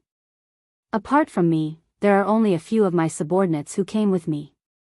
They are not players, but something similar to summon monsters. As long as I don't allow it, they will not casually participate in the disputes of this world. Is that so? Eleanor sighed in relief and nodded. I understand. I hope one day you will not become an enemy of humanity. Enemy of humanity? Noah looked at Ibirua with a half-smile. As an undying, you're quite fond of humans. Is that so? Ibirua said, not to be outdone. As a human, don't you get along well with the other races? Noah shrugged and didn't say anything else. Seeing this, Ibirua also tactfully shut her mouth. She took a deep look at Noah's back before quietly retreating. Only Noah was left. He continued to look at the bright moon in the sky, but his mood was no longer as relaxed as before. Instead, it was full of thoughts.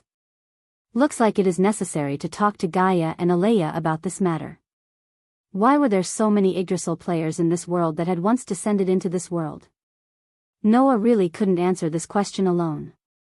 Only Gaia and Alea could give an affirmative answer based on this matter. Just when Noah was lost in thought, an aura suddenly approached Noah at an extremely fast speed. Noah, who was awakened from his thoughts, turned his head in surprise and looked at the entrance of the courtyard.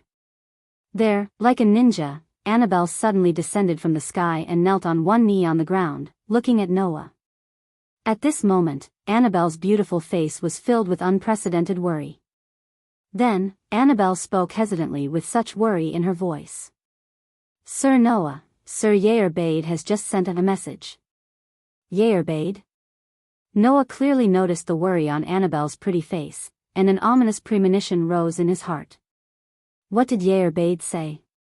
Annabelle parted her red lips and opened her mouth slightly, but it seemed that there was something that she couldn't say out loud. She also seemed to be worried that Noah would be angry if she said it out loud. She couldn't say anything for a while. That performance made the ominous premonition in Noah's heart even stronger. What's wrong? Noah looked at Annabelle closely. Is it something you can't tell me? Annabelle bit her lips, and after a long while, she finally spoke with some difficulty. Sir Zatia rebelled. Noah's face suddenly sank. Nassarik Underground Tomb, Basement 10. Noah, who used the ability of An's Ring of Respect to teleport back to the Nassarik Underground Tomb, opened the door of the room in front of the throne room that couldn't be directly teleported to, and walked out. Outside the door, led by Yair Bade, Jan, Mer, Cossitz, Demiyugos, and other guardians were all present. Even Sebastian and the rest of the combat maids were here.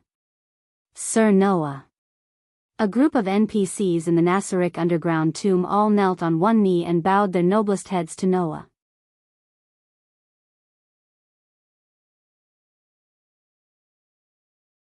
Chapter 12:17. There was an unbearable stifling atmosphere in the air. Looking at the NPCs kneeling on one knee in front of him with their heads lowered, not even daring to breathe loudly, Noah could clearly feel the deep uneasiness hidden in their hearts. That uneasiness was mainly directed at Noah. Moreover, rather than uneasiness, it was more like fear. Of course, what the NPCs of the underground tomb were afraid of was not Noah, but whether or not Noah would be disappointed in them. After spending some time together, Noah had a deep understanding of the loyalty of these NPCs. To these NPCs, Noah, the supreme ruler of the great underground tomb of Nasaric, was everything. The strong loyalty that no one could compare to made these NPCs care about Noah to the extreme. If Noah doubted or was disappointed in the NPCs of the underground tomb because of Satya's rebellion, it would definitely be worse than death for these NPCs. It was precisely because he knew this that Noah felt that it was really inconceivable. As a guardian of the highest level of loyalty to Noah, how could Satya rebel? With such feelings, Noah looked at the NPCs of the underground tomb, who did not even dare to breathe loudly, and sighed. "Alright, you don't have to be so worried. Satya is Satya, and you are you. I won't blame all of you for one person's mistakes." After saying that, Noah turned around and walked in the direction of the throne room. "You all come together." "Yes, Your Majesty." Everyone obediently agreed, stood up, and followed Noah in the direction of the throne room. Because Noah used the ability of An's-Ul's Ring of Respect to teleport directly to the room in front of the throne room, the distance between the throne room and the throne room was not very far. When Noah arrived in front of the throne room, the two combat maids went past Noah and opened the door for Noah to pass through. Noah led a group of NPCs from Nazaric's underground tomb into the throne room. A group of NPCs from Nazaric's underground catacombs stopped in front of the throne room. Noah, on the other hand, walked up the steps alone, came to the throne, and sat down directly. Noah didn't even look at the NPCs in the great underground tomb of Nasaric as he issued an order. "Main control source, activate." As soon as he finished speaking, a translucent window that looked a bit like a control panel suddenly flashed in front of Noah. This scene was like a character opening a personal interface in a game. It gave people a feeling that this was not reality. Noah cast his gaze at the window that suddenly flashed in front of him. It was a window that was divided into several pages by labels. Each page was densely filled with text. This window was the management system of the underground tomb of Nasaric. It recorded the daily management fees of the underground tomb of Nasaric, as well as the types and numbers of monsters that existed on each floor of the tomb, as well as the various magical traps that were being activated. In Yggdrasil, this window could be opened at any time and place. However, after coming to this world, this main window that represented the operation and management of the underground tomb of Nasaric could only be opened and operated in the throne room, which was equivalent to the heart of the tomb. Usually, when Noah confirmed the operation of the underground tomb of Nasaric, he would first make a general confirmation here, then listen to the detailed reports of the situation on each floor of Yair Bade's integration. Therefore, Noah was quite familiar with how to operate this main window. With practiced movements, Noah's fingers swiped back and forth on the main window a few times and opened the NPC display page. It recorded the names of all the NPCs in the underground tomb of Nasaric. Because the order was determined by level, Noah easily saw the name of the level 100 NPC, Satya. Her name was now in a dazzling reddish-black color. Apart from Satya, the names of the other NPCs were displayed in white text. Looking at Satya's dazzling reddish-black name, Noah frowned and looked at Yair Bade. "This is the reason why you confirmed that Satya betrayed us?" When Noah was not in the underground tomb of Nasaric, Yair Bade was in charge of adjusting and confirming the main window here, as well as the operation and management of the underground tomb of Nasaric. Presumably, Yair Bade had discovered that Satya's name was abnormal, so he came to this conclusion, right? Not only that. Yair Bade's pretty face tensed up as if to strengthen his persuasion. After discovering Satya's abnormality, we also tried to contact her, but no matter who it was, we couldn't successfully contact her. In addition, Dimyugos said in a deep voice, the servants that Satya took with her when she left the underground tomb of Nasarek have all been confirmed dead. Every floor of the great underground tomb in Nasarek had its own magical creature. Some of these monsters were ordinary monsters with automatic rebirth, while others were high-level monsters with non-automatic rebirth that required money to be summoned. Among the high-level monsters with non-automatic rebirth, almost every guardian would choose a servant that directly obeyed their orders. Satya naturally had one as well. The servants are dead, and Satya's whereabouts are unknown, right? Noah's fingers tapped rhythmically on the armrest of the throne. After a while, he pointed at Satya's name on the main window and asked, what does this red and black name mean? In the underground tomb of Nasarek, if an NPC died, their name would disappear from the main window. However, Satya's name did not disappear. It only changed color. Could it be that this was the color of betrayal? Yair Bade and the others looked at each other, then stepped forward and answered. Lord Noah, the meaning behind this change in text might be that Satya has been mentally controlled, turning her into an existence that will be hostile to the tomb in Nasarek, Noah said with a frown. Mentally controlled? Noah was startled. That can't be. Satya was a vampire, classified as an undead existence. For an undead, no matter whether it was positive or negative, any mental effects would be nullified. Why would someone like Satya be mentally controlled? I don't know the reason yet, but it is a fact that Satya has become an enemy. Yair Bade said with an unprecedentedly serious expression and a firm tone. No matter the reason, Satya, who betrayed Lord Noah, cannot be forgiven. Lord Noah, please allow me to recommend myself and form a subjugation team. Cossitz and I, who are invincible in terms of attack and defense, will suppress Satya. No. Dimyugos said with a trembling voice. Considering that among the guardians, Satya is the strongest one in a duel.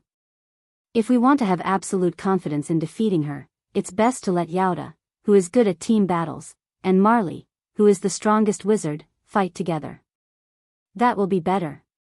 The other guardians nodded one after another, their expressions resolute. For these guardians, betraying the supreme ruler of the underground tomb of Nasarek was unforgivable, no matter the reason. Even if it was against their will. Even if it was their companions. However, Noah's determination caused him to sweep his gaze across everyone present. And then? What will happen after we subjugate Satya? Hearing this, the group of guardians was about to say something, but they were interrupted by Noah.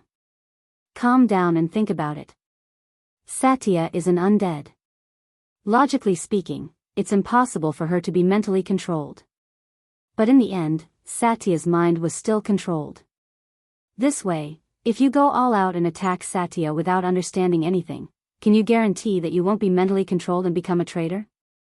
The guardians held their breaths.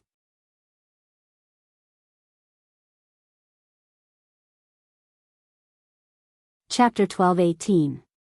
When it came to loyalty to the highest ruler of the Nasarek underground tomb, as long as one was a member of the Nasarek underground tomb, there was no one who couldn't hold their heads high and confidently tell everyone that they would never betray him. It was also because of this strong loyalty that everyone present was so angry at Satya's betrayal. Everyone, including Yair Abed and Dimyugos, felt that Satya's betrayal was trampling on this loyalty, right? For the NPCs of the Nasarek underground tomb who had the same loyalty, wasn't this unforgivable? In addition, even if she had no choice, Satya had indeed betrayed the supreme ruler of the Nasarek underground tomb. No matter what the reason was, it would not be able to convince the NPCs of the Nasarek underground tomb to understand. However, if the same thing were to happen to him, what would happen? Yair Abed and the others shuddered just thinking about it. If they were under mind control, even if they were unwilling, what could they do? In the end, they would still betray Noah, wouldn't they? The NPCs of the Nasaric underground tomb were not afraid of death. Compared to being mentally controlled and betraying Noah, these NPCs would rather die. The scary thing was that they couldn't even choose to die. That would be a fate worse than death. Do you understand now? Noah sighed.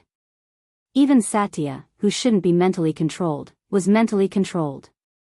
How can you guarantee that you won't encounter the same thing?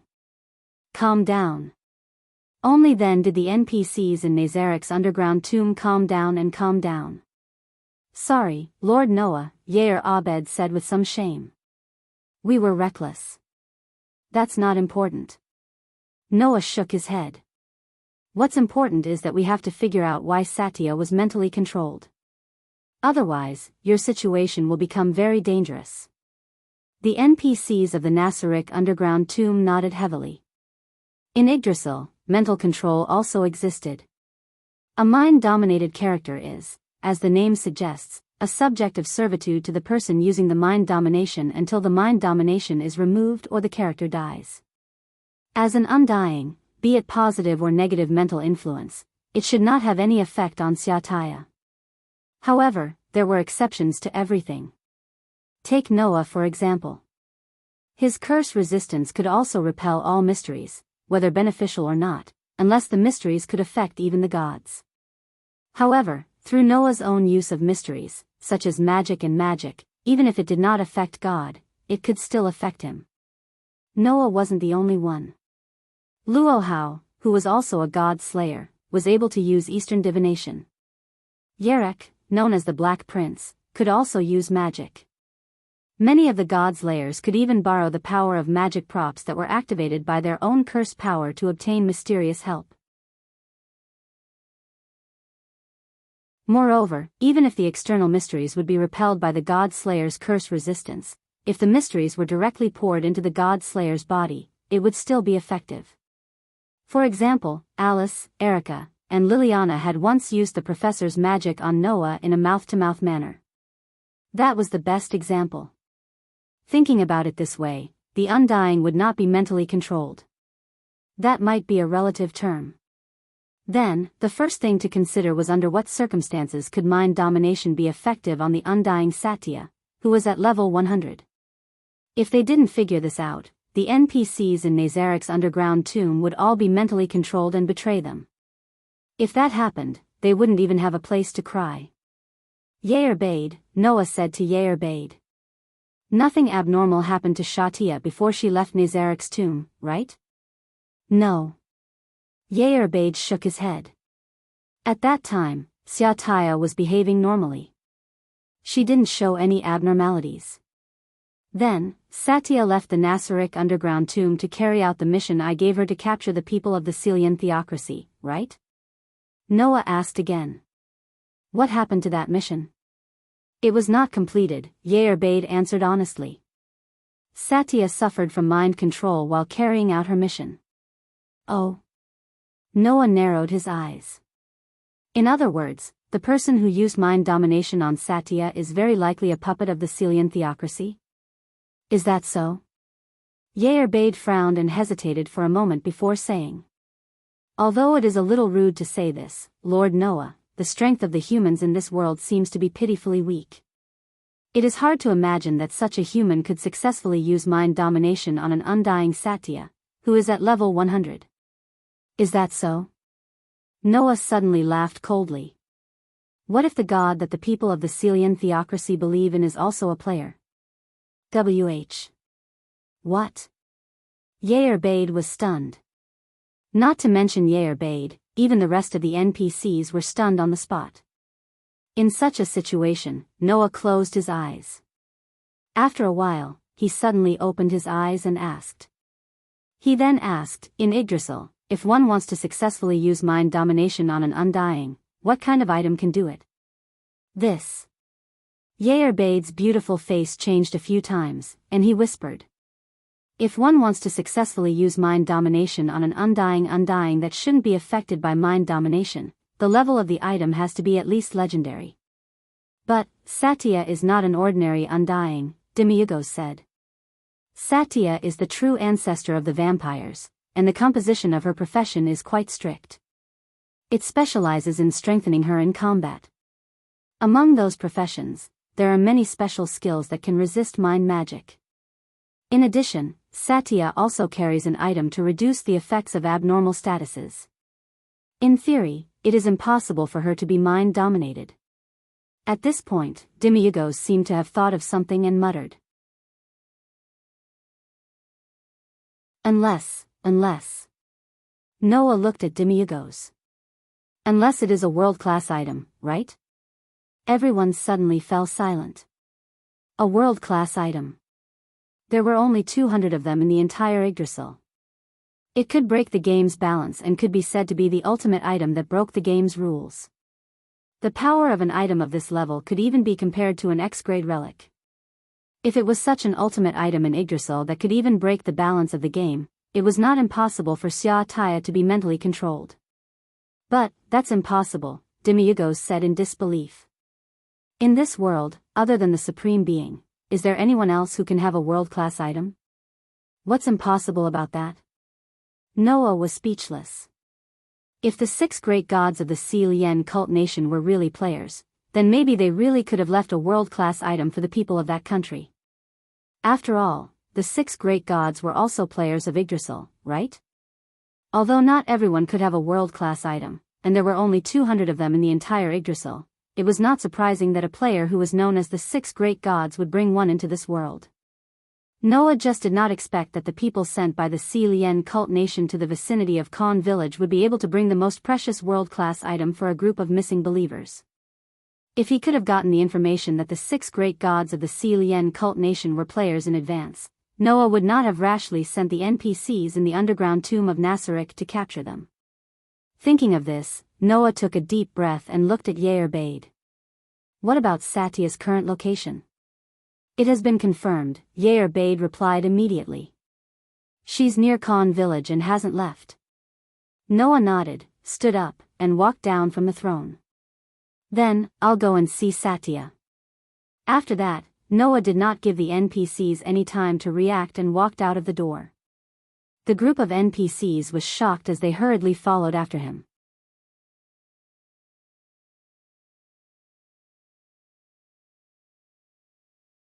Chapter 12-19. Not far from Khan village, there was an extremely vast open space. This was the place where Noah and Yair Bedard had captured all of the scripture of sunlight from the Sea Lien theocracy. At this moment, this extremely vast open space appeared to be in a rather sorry state. To be specific, in the center of the vast open space, there was a small area that seemed to have been burnt and had turned pitch black. And in this small charred area, stood a figure. It was a rather petite figure of a young girl with a beautiful face. She was wearing a red and black princess-like dress, and her silver-gray hair was tied into a ponytail that shone with a gorgeous luster under the sunlight. The beautiful petite girl was like a noble little princess, and the scene of her standing under the sunlight was extremely beautiful. Unfortunately, that small area that was completely charred black had completely destroyed the entire beautiful atmosphere. Moreover, if one looked closely, they would discover that the girl who looked like a noble little princess was like a puppet that was hung by an invisible string. Her hands were hanging down, and her body was hanging down without any strength. Her pair of scarlet eyes had no focus at all, and she looked quite strange. At a certain moment, in front of this open space, a burst of darkness suddenly surged out and gathered in the space, forming a semi-oval shape. It was the shape of a door. A few figures walked out of the door that was made up of pitch-black darkness and appeared on the empty ground out of thin air. They were the NPCs from the great underground tomb of Nasarek led by Noah. As soon as they appeared, Yair Bedard immediately spoke. Be on guard. The NPCs from the great underground tomb of Nasarek who walked out of the teleportation magic called portal seemed to have been ready for a long time. Almost at the instant when Yair Bedard's voice sounded, they began to move without hesitation. Whoosh! With Annabelle as the leader, a total of 6 combat maids from the Pleiades star cluster spread out like phantoms. They scuttled to the surroundings with weapons in their hands, facing outside, and faces full of vigilance. Noah, Marley, Cositas, Demiurgos, Sebastian, and the other level 100 NPCs formed an encirclement with their backs facing Noah, protecting him inside. Finally, a black light flashed on Yair Bedid's body, and a pitch-black demon-shaped armor covered her entire delicate body. A giant axe also appeared in her hand, protecting Noah. The 3 lines of defense protected Noah layer by layer, and it could be said that they were on guard to the extreme. Obviously, the NPCs from the great underground tomb of Nasarek were worried that there was a powerful enemy who could control Satya and harm Noah.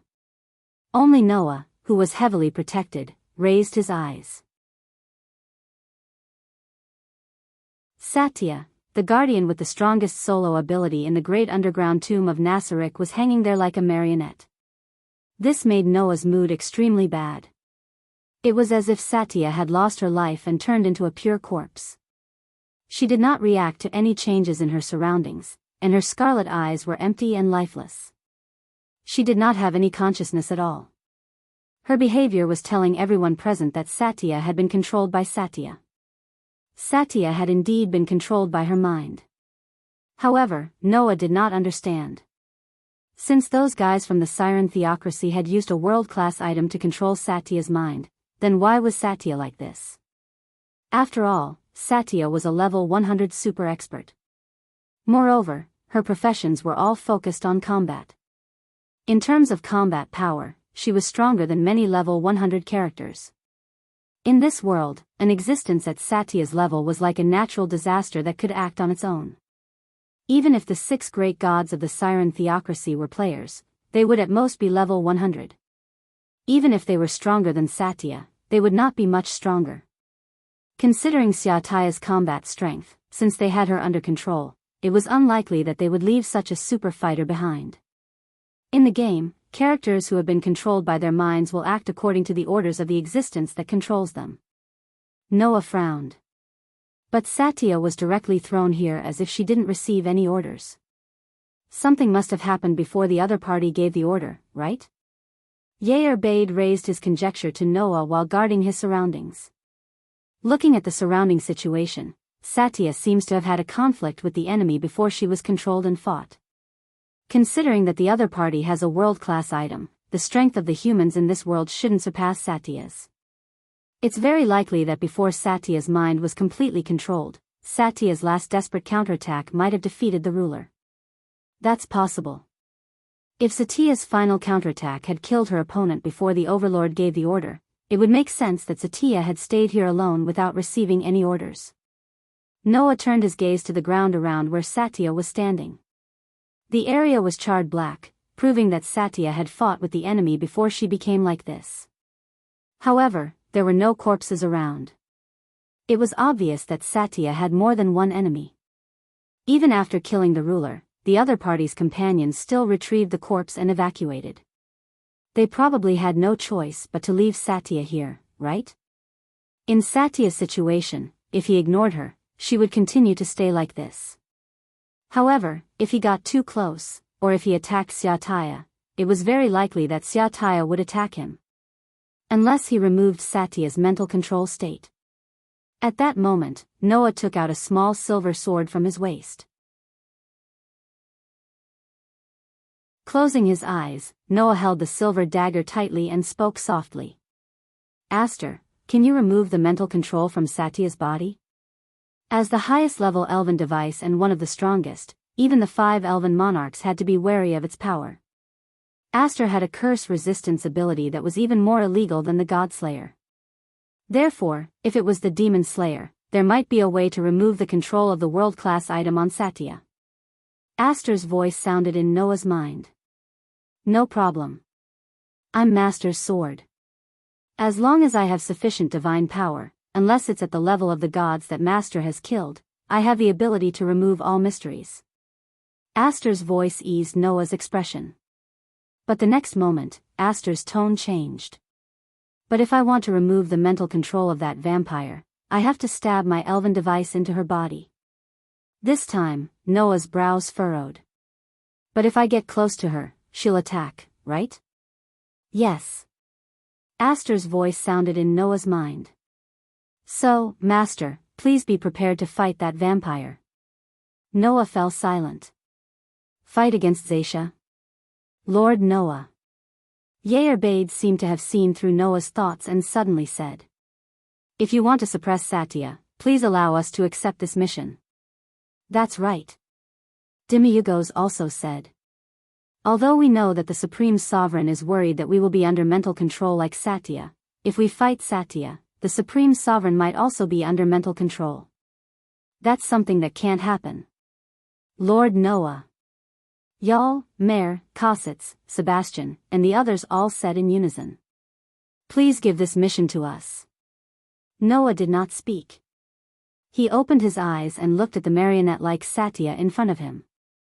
After a while, he turned around. Send people to keep an eye on the surroundings. Don't let anyone come close. If you find anyone from the Lien cult nation, take them down immediately. After confirming that no one is secretly watching, we'll deal with Satya's matter. Hearing this, the NPCs could only nod.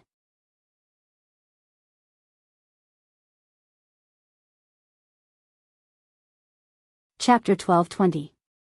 Nassarik Underground Tomb, Underground 9th Floor. In the bedroom, Noah laid on the bed as soon as he came back. He stared at the ceiling as his dark eyes fluctuated with intense emotions. Frankly speaking, Noah was rarely like this.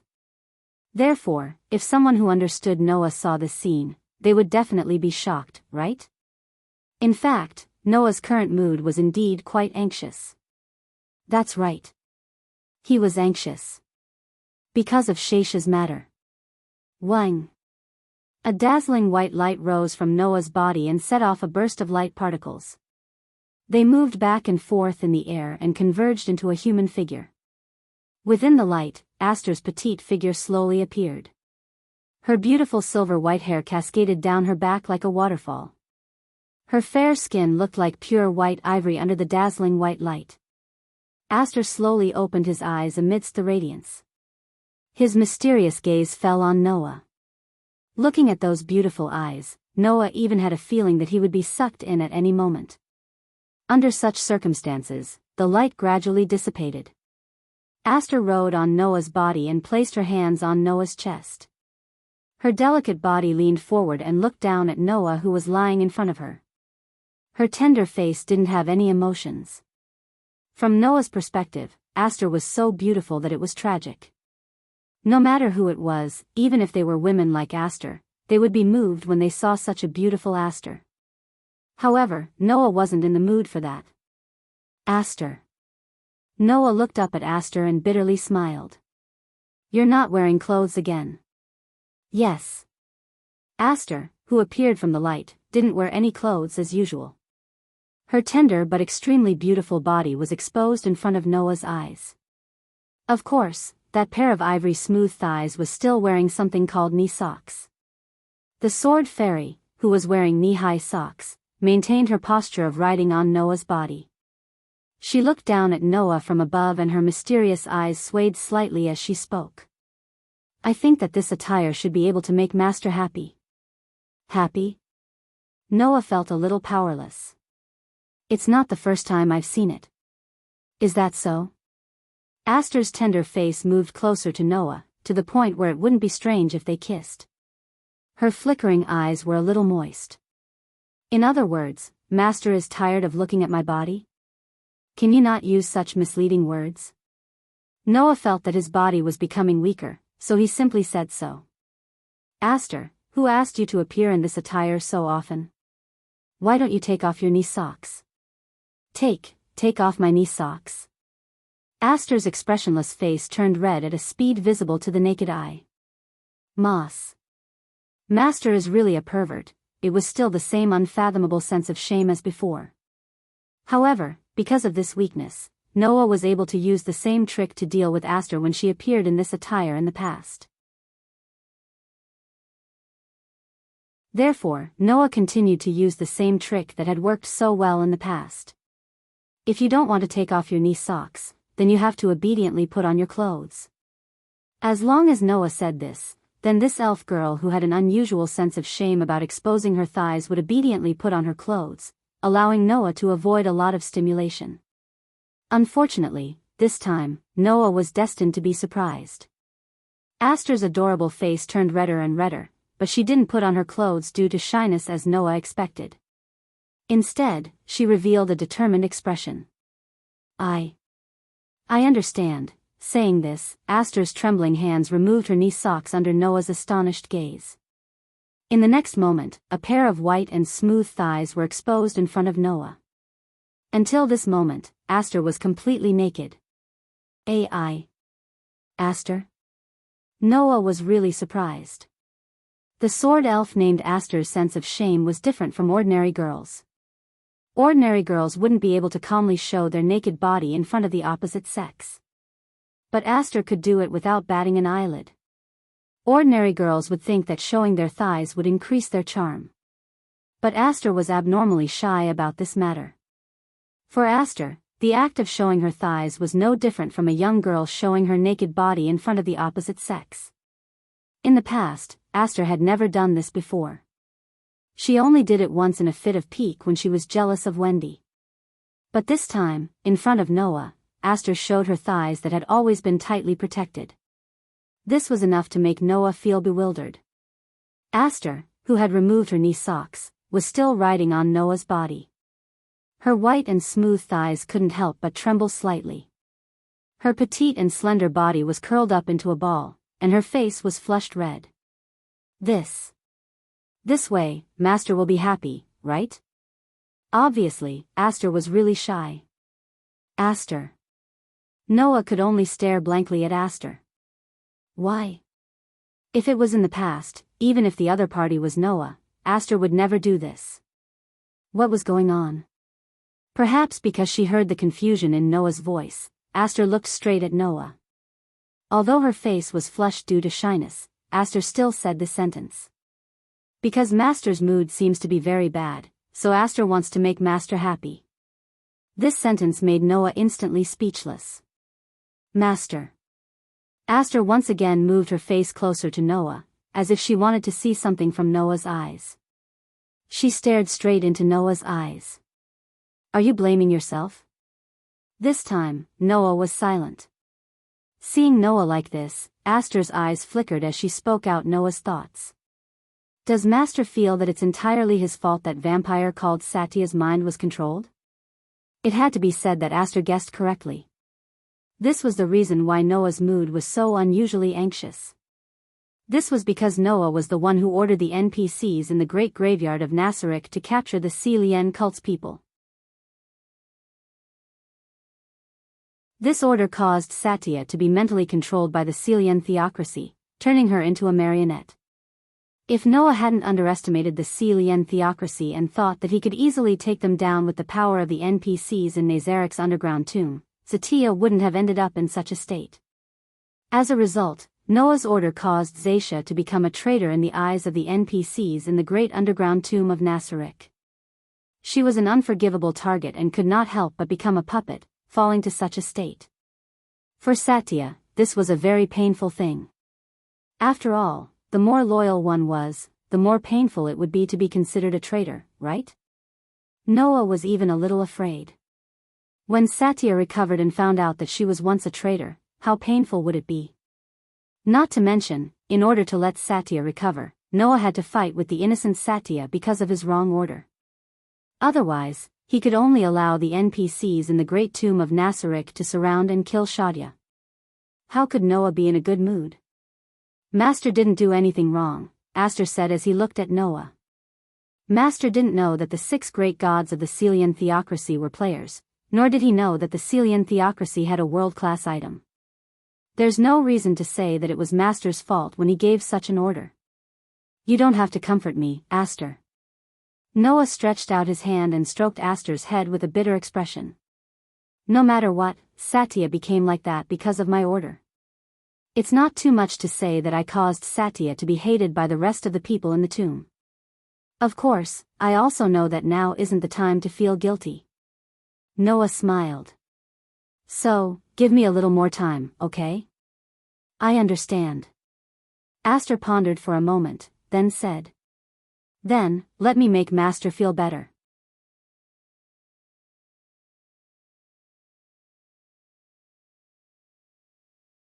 Chapter 12:21.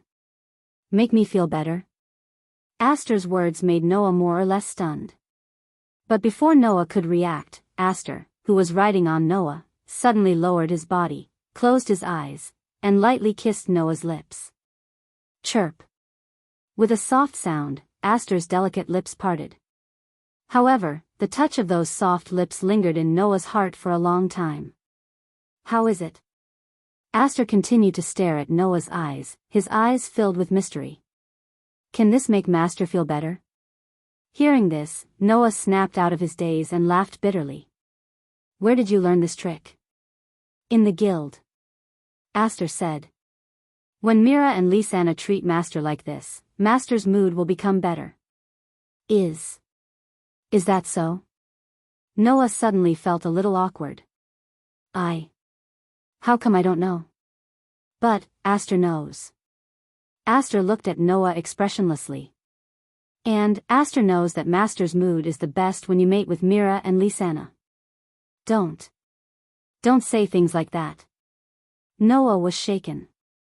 I say, Aster, don't tell me you've been watching from the side all this time? Watching? Aster tilted his head. Are you referring to the process of Master mating with Mira and Lisanna? I told you, don't talk about mating. Noah's voice was a little louder than usual.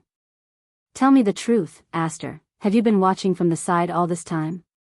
That's not right, Master. Aster shook his head and looked at Noah. Aster didn't peek, he looked at it openly. The corners of Noah's mouth twitched slightly. If that was the case, then it wasn't wrong. After all, Aster had always been in the form of a dagger and was carried around by Noah. Even when Noah was having fun with Mira and Lisanna, Aster, who had transformed into a small sword, was left to the side.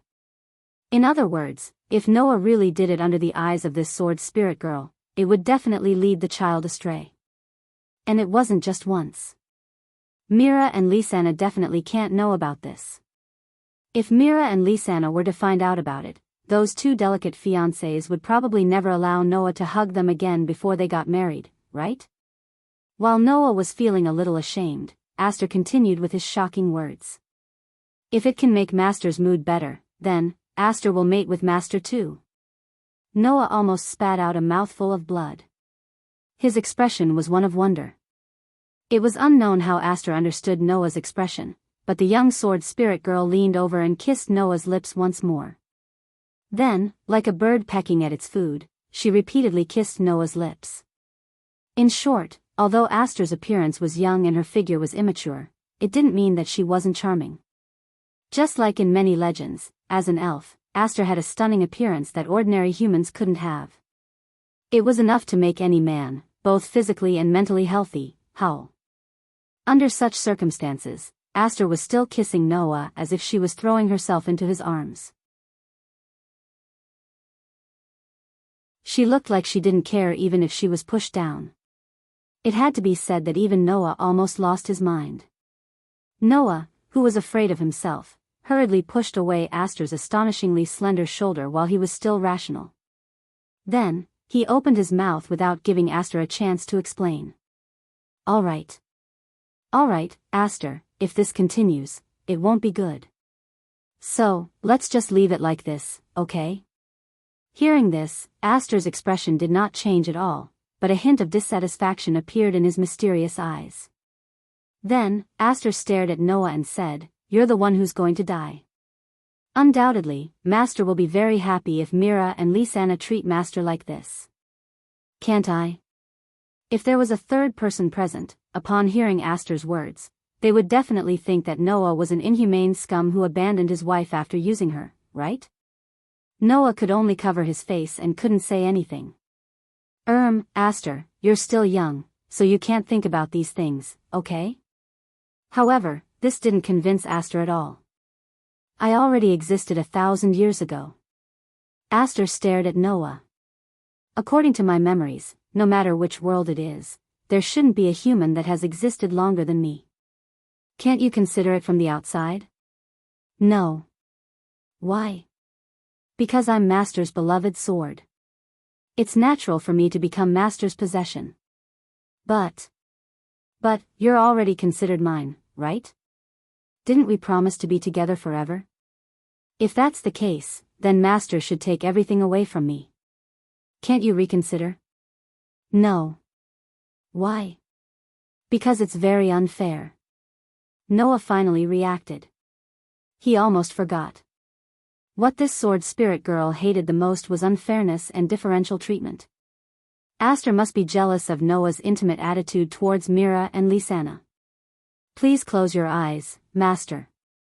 Aster once again moved her tender face towards Noah. Just leave everything to me, Yi Zichen said. Wasn't the person who was supposed to say this line backwards? Seeing Aster close her eyes, pouting her lips, and her cute face getting closer and closer, Noah, who was at the end of his rope, started to give up on himself. Why not just make the best of it? When this choice that meant Noah would lose something important to him forever sprouted in his heart, and when Aster's lips were about to touch Noah's lips once more, even the heavens couldn't stand it anymore. Bam! Following a loud sound, Noah's bedroom door was forcefully slammed open. Then, a black aura that caused the entire room to tremble suddenly filled the air. Noah, who was startled, quickly turned his head and looked in the direction of the door. There, Yerbade maintained the posture of pushing the door open. Her head was lowered, and the fringe in front of her forehead covered her beautiful face, making it impossible to see her expression. However, the black aura that surged out of Yeerbade's body caused a sinister wind to blow through the room, causing Noah's hair to stand on end. Aster, on the other hand, opened her eyes. She first glanced at Yeerbade, who was emitting black aura at the door, and then looked back at Noah as if nothing had happened. She reached out and hugged Noah's neck. Master, we've been discovered. That monotonous voice sounded like the greatest provocation to Yeerbade's ears. As a result, Yeerbade's delicate body began to tremble. The pair of fallen angel wings on her back also began to tremble. The black gas that surged out of her body became even denser. She looked like a ferocious beast that was about to break free from its cage. It made people feel an astonishing ferocious aura. Noah couldn't help but swallow a mouthful of saliva. Then, Yeerbade abruptly raised her head, revealing a face that could make any man drool, right in front of Noah's eyes. However, that beautiful face of hers in the past was now filled with a horrifying expression that would wake up any man who was infatuated with Yeerbade's beauty in an instant. Lord Noah. Yeerbade walked unsteadily towards Noah like a zombie. Undoubtedly, I can do it any time I want, but you've rejected me time and time again. Now, you're hiding in your room and doing something so enviable with that elf over there. Lord Noah, don't you think this is really unfair? Looking at Yeerbade's cursed body, Noah's heart trembled with fear. Calm down, Yeerbade. Anyway, calm down first, okay? Yeerbade's beautiful face twisted. How am I supposed to calm down? An astonishing roar reverberated throughout the underground 9th floor of the Nasaric underground tomb.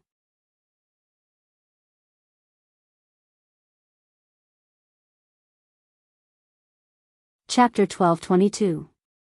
After the fight between Aster and Yeerbade, although Noah was in an extremely sorry state, it had to be said that his mood had improved a lot. Although he still felt extremely guilty about what had happened to Xiaotaya, Noah wasn't a sloppy person to begin with. He understood that if he blindly blamed himself and felt guilty, it wouldn't change the current situation at all. Therefore, after the fight between Aster and Yeerbade, Noah calmed down a little and suppressed his guilt toward Shadia. No matter what, he had to let Shadia return to her original state first. After Xiaotaya recovered, he would compensate her. Thinking of this, Noah calmed down and came out of the bedroom. How is it? In the office, Noah, who was sitting in a black leather chair, looked through the luxurious desk in front of him and cast his gaze on Demiurgo standing in front of him. Did you find an ambush by the Celian theocracy around Shadia? After Satya was mentally controlled, she was thrown to the ground. She didn't receive any orders and stayed there alone. The current Shadia was like a monster that appeared in the wild in a game. As long as someone approached, she would attack. As long as someone attacked, she would counterattack. If one ignored Shadia and went around her, she would also be like a monster that appeared in the wild in a game. She would only stay in one place and would not react. The reason for this situation was that Shadia did not receive the orders of the ruler after being mentally controlled. Previously, Yair Bade guessed that the reason why Shadia did not receive the order was that the final counterattack knocked down the ruler. However, it was also possible that the ruler deliberately did not give Shadia an order and let her stay in the wild to lure out her companions. In addition, the main body of the world-class item that caused Shadia to be mentally controlled was still unknown. If one recklessly came into contact with Shadia, it was very likely that it would cause a chain reaction or trigger the triggering condition of the world-class item and trigger the power of mental control again. Due to various considerations, it was definitely not beneficial to come into contact with Shadia before the investigation was clear. In view of this, when Noah returned, he had demiurgos in charge of investigating Zaisha's surroundings. "Lord Noah, we have indeed discovered some abnormalities." Demiurgos lowered his head and said respectfully. "Although we didn't discover any ambushes from the Celian theocracy in Zatia's surroundings, we discovered that someone was using intelligence magic to monitor Zatia's surroundings." As expected? Noah curled his lips. "That's normal. I would be surprised if there was no surveillance." It didn't matter if they had intentionally left Shadia in the wilderness to ambush her, or if they had been killed by Shadia's desperate counterattack and had lost the ability to control her. The Syrian theocracy who had left Shadia in the wilderness would definitely keep an eye on her. Even the members of the sacred scripture of Sunshine, who were supposed to be his companions, were under the surveillance of the Syrian theocracy, let alone an actual enemy like Zaisha. However, the Syrian theocracy's surveillance shouldn't have existed since the beginning, right? Noah knocked on the table in front of him. "When I went to Zatia's side, I didn't feel like I was being watched." "That's not the case, Lord Noah. After we discovered Zatia's abnormality, we sent troops to investigate. At that time, we had already discovered that a third party was using intelligence magic to monitor Zatia," Demiurgos said. "In order to prevent the information from leaking, we set up a barrier around Zatia that can block the detection of intelligence magic. Please forgive us for acting on our own accord." "No, you did the right thing.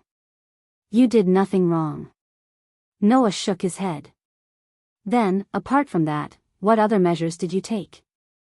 "At first, it was only to this extent. Now, we are continuously setting up barriers around Zatia that can block the activation of teleportation magic to prevent the enemy from using teleportation magic to launch a sneak attack while we are dealing with Zatia." Demiurgos pushed up his glasses. "Also, although we have confirmed that there are no ambushes around Zatia, we have yet to confirm whether there are any magic traps around Zatia. We are currently organizing an investigation team to eliminate them. In addition, considering that the enemy might be borrowing the power of magic tools, we are also preparing to set up measures against magic tools around Zatia," Demiurgos said cautiously. "Currently, that's all we can think of for the time being. What do you think, Lord Noah? Let's organize another team that can use detection and intelligence magic," Noah added after pondering for a moment. "Although we've taken sufficient measures against outsiders, we still need to spend some effort on Satya. We need to get someone who can use detection magic to investigate Satya's situation. Otherwise, if we attack Satya rashly, it's very likely that we'll trigger a world-class tool, mind control." "That's not necessarily the case." "Understood."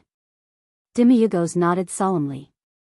Regardless of whether there was an ambush by the Celian theocracy around Zatia, Zatia's mind control was an extremely serious problem. Even Zatia, a level 100 NPC who was undying, was affected by mind control. In that case, there was probably no one in the large underground tomb in Nasaric who could resist the same effect. If a second person was affected by mind control, it would be troublesome. After all, no one knew if the world-class item used on Zatia would have the same effect on people who were too close to her. Therefore, he had to be very careful with his detection. In addition, it is very likely that the other party has obtained some information about the large underground tomb in Nasaric from Zatia. Noah glanced at Demiurgos. "Therefore, put the entire large underground tomb in Nasaric on alert." "Yes." Demiurgos nodded his head obediently and replied. By the way, Lord Noah, we have arranged spies around Zatia according to your instructions. We have discovered that Ylantil, who is the closest to here, seems to be moving. Ylantil? Noah frowned. What's the matter? I guess the battle between Zatia and the Celian theocracy has attracted Ylantil's attention? Demiurgos said. According to the informant, Ylantil has already sent out adventurers to attack the powerful magical creature that appeared near Khan village. The target of the attack is very likely Zatia. Oh. Noah looked at Demiurgos. Why are you so sure that the other party is planning to attack Zatia? There are two reasons, Demiurgos replied respectfully. First, the scale of the adventurers sent by the other party is very large. In the vicinity, it is impossible that there would be a target that requires such a large team to attack other than Zatia. Second, the other party's route is completely in the direction of Khan village. There is no mistake. A team of adventurers? Noah asked thoughtfully. What kind of scale? All of them are at least silver rank, Demiurgos said. In terms of teams, there are 30 silver rank adventurers teams, 10 gold rank adventurers teams, 5 platinum rank adventurers teams, and 3 secret silver adventurers teams. The total number of people is more than 200. This scale is indeed not used to attack ordinary magical creatures. Noah smacked his lips. Really, one wave after another. After saying that, Noah stood up and glanced in the direction of the corner as he spoke helplessly. He helplessly said, Yair Bade, how long are you going to maintain that appearance? Yair Bade, who was curled up in the corner like a child with his back facing them, turned his head slightly. His beautiful face was filled with tears. Obviously, Yair Bade was still concerned about the matter between Noah and Aster. At that moment, Noah sighed and walked in the direction of the door. Yair Bade, if you plan to continue like that, then I won't bring you out. Hearing that, Yair Bade jumped up as if he was flying. While flapping the wings on his back, he chased after Noah. Seeing this, Demiurgos hurriedly followed.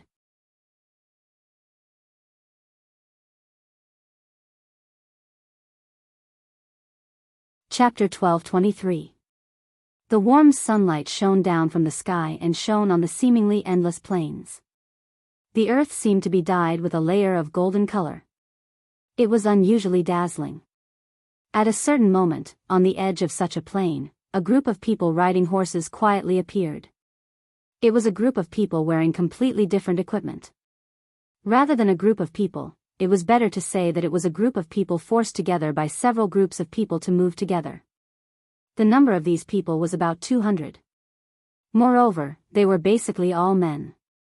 And these people all had one thing in common. That was, on their necks, they all wore a metal plate. Some wore metal plates made of silver. Some wore metal plates made of gold. There were even some who were wearing precious metal plates made of platinum. Under the sunlight, the metal plates glowed with dazzling colors. In this world, there was only one kind of human who would wear metal plates like this. That was the adventurers. These people riding horses, galloping from the edge of the plain, were all adventurers. Moreover, they were adventurers who were at least silver level and above. In such a group of adventurers who were at least silver level, there were also gold level adventurers, and there were even platinum level adventurers. This was a very rare scene. Because, generally speaking, whether it was a kingdom, an empire, or a theocracy, the adventurers of platinum level and above accounted for about 20% of the adventurers in the country. And in the kingdom, the number of adventurers was about 3,000 people. Based on this ratio, in the kingdom, there were only about 600 adventurers of platinum level and above. In this way, perhaps it did not reflect the preciousness of the adventurers of platinum level and above. But if this data was compared to the population of the kingdom, it was much more obvious. According to estimates, the total population of the kingdom was more than 8 million. Among these 8 million people, there were only 3,000 adventurers, and only 600 adventurers of platinum level and above. If this was the case, then it was understandable, right? That was right. There were so few adventurers of platinum level and above. But in this group of people, there were at least 30 platinum-level adventurers. In addition to the rest of the silver-level and gold-level adventurers, the strength of the group was already to the point that it was not strange to use them in a war. But this was not the most important thing. The most important thing was that at the front of this group of people, there were 3 adventurer teams wearing even more noble metal plates. It was a metal plate made of mithril. In other words, at the front of this group of people, there were 3 mithril adventurer teams that were above platinum-level adventurers. Kralgla, Sky Wolf, Rainbow. These 3 teams of mithril adventurers were the strongest adventurer teams in Yelanter. However, Yelanter didn't have any mountain copper rank that was higher than mithril rank. As for the highest grade, the fine steel grade, there were only 2 in the entire kingdom. It was even more impossible for Yelantil to have one.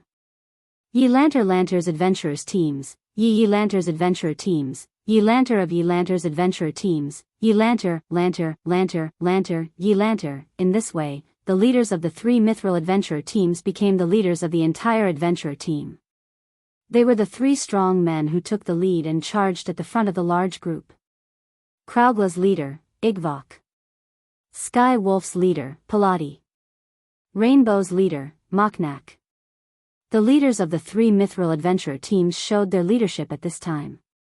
They rode their horses and rode at the front of the large group, leading the large group of adventurers that totaled more than 200 as they galloped on the boundless plains. Rumble. Numerous sounds of horse hooves converged together, forming a rumbling sound that made the earth tremble. Dense smoke and dust rose behind the group of horses as the large adventurer team galloped, filling the space of the plains. Looking at the vast momentum, it really gave people a feeling that even if they were fighting on the battlefield, these 200 people would be able to flatten a vast army. It was precisely because this large group of adventurers was so large that some people were puzzled. Such a large group, it should be enough to go against the army of the Empire, right? Igvok smacked his lips. It's just to deal with a mere monster. Is there a need to mobilize such a large group of adventurers? In order to better suppress monsters and prevent humans from being harmed by monsters, almost every city's adventurers guild would regularly organize magic chanters who were proficient in intelligence magic to explore the surrounding areas of the city. From there, they would find the settlements of various monster tribes and the location of powerful monsters. A few days ago, the Adventurers Guild just happened to conduct a survey. As a result, they found that there was an individual with an astonishing magic reaction in this area. That terrifying magic reaction was definitely not at the level that a human could have. And after further investigation, the Adventurers Guild also confirmed. That individual was not a human, but an undead that hated the living. Therefore, the entire Adventurers Guild fell into chaos and an emergency meeting was held. Those who participated in the meeting were not only the Guild Master of the Adventurers Guild, but also the Guild Master of the Mages Guild and the Mayor of the city in Yelanter, as well as the leaders of the 3 most advanced mithril adventurer teams in the city. After a round of discussion, the entire upper echelon of Yelanter felt that it was too dangerous to allow the undead with an astonishing magic reaction to continue existing. The undead generally hated the living. If they were allowed to continue existing, perhaps the other party would use its terrifying power to carry out a massacre in the surroundings, to the extent that it would threaten the safety of the entire Yelanter city.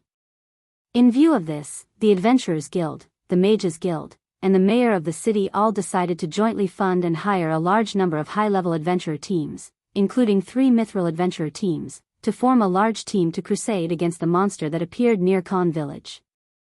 Igvok had always felt disdain towards this. It's just an undead, not a giant snake monster. Isn't it too much of a fuss to actually mobilize so many people? The undead were basically born from death. Moreover, in the beginning, it was basically impossible for an overly powerful undead to be born. The existence of the undead was actually like a venomous worm. Only in a large number of undead would there be a high possibility of an even more powerful undead being born. Therefore, under normal circumstances, the powerful undead would be surrounded by an extremely large number of low-level undead. There were very few powerful undead that existed individually. Therefore, knowing that the opponent this time was only a single undead, Igvok was so disdainful. It had to be said that Igvok's arrogant speech made the leaders of the other two Mithril adventure teams very unhappy. Moreover, this was not the first time Igvok had spoken like this. At that moment, Parodi and Moknak, who were also the leaders, looked at each other and said what they had said countless times before.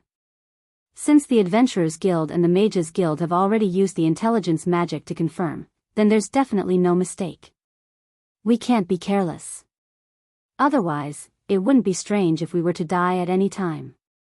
Igvaki let out a cold snort when he heard Parodi and Moknak's words. I say, no matter what, you guys are the leaders of Mithril adventure teams like me. Isn't it too embarrassing to be so afraid of an undead? Such a sentence made Parodi and Moknak furious. However, considering the harmony of the team, the leaders of the two Mithril adventure teams chose to tolerate it. After all, they were not as arrogant and foolish as Igvok. Let's cut the crap, Parodi said with a straight face. We're almost at our destination. If we continue to complain, it would be too embarrassing for us as adventurers. It's time for the people behind to prepare for battle, Moknak said in a similarly unfriendly tone. Don't be caught off guard by the enemy and cause unnecessary casualties. Igvok turned his head away without saying anything. However, when he turned his head away, Igvok was suddenly startled and exclaimed in surprise. What's that? As soon as he said that, whang! A huge magic light beam suddenly shot out from the front.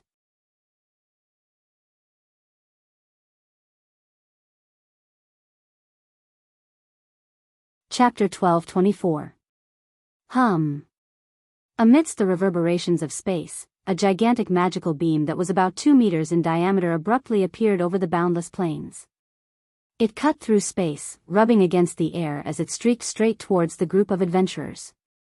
The group of adventurers didn't even have time to react before the huge mana beam suddenly shot over and landed on the ground not far in front of Igvaki, Parodi, and Moknak.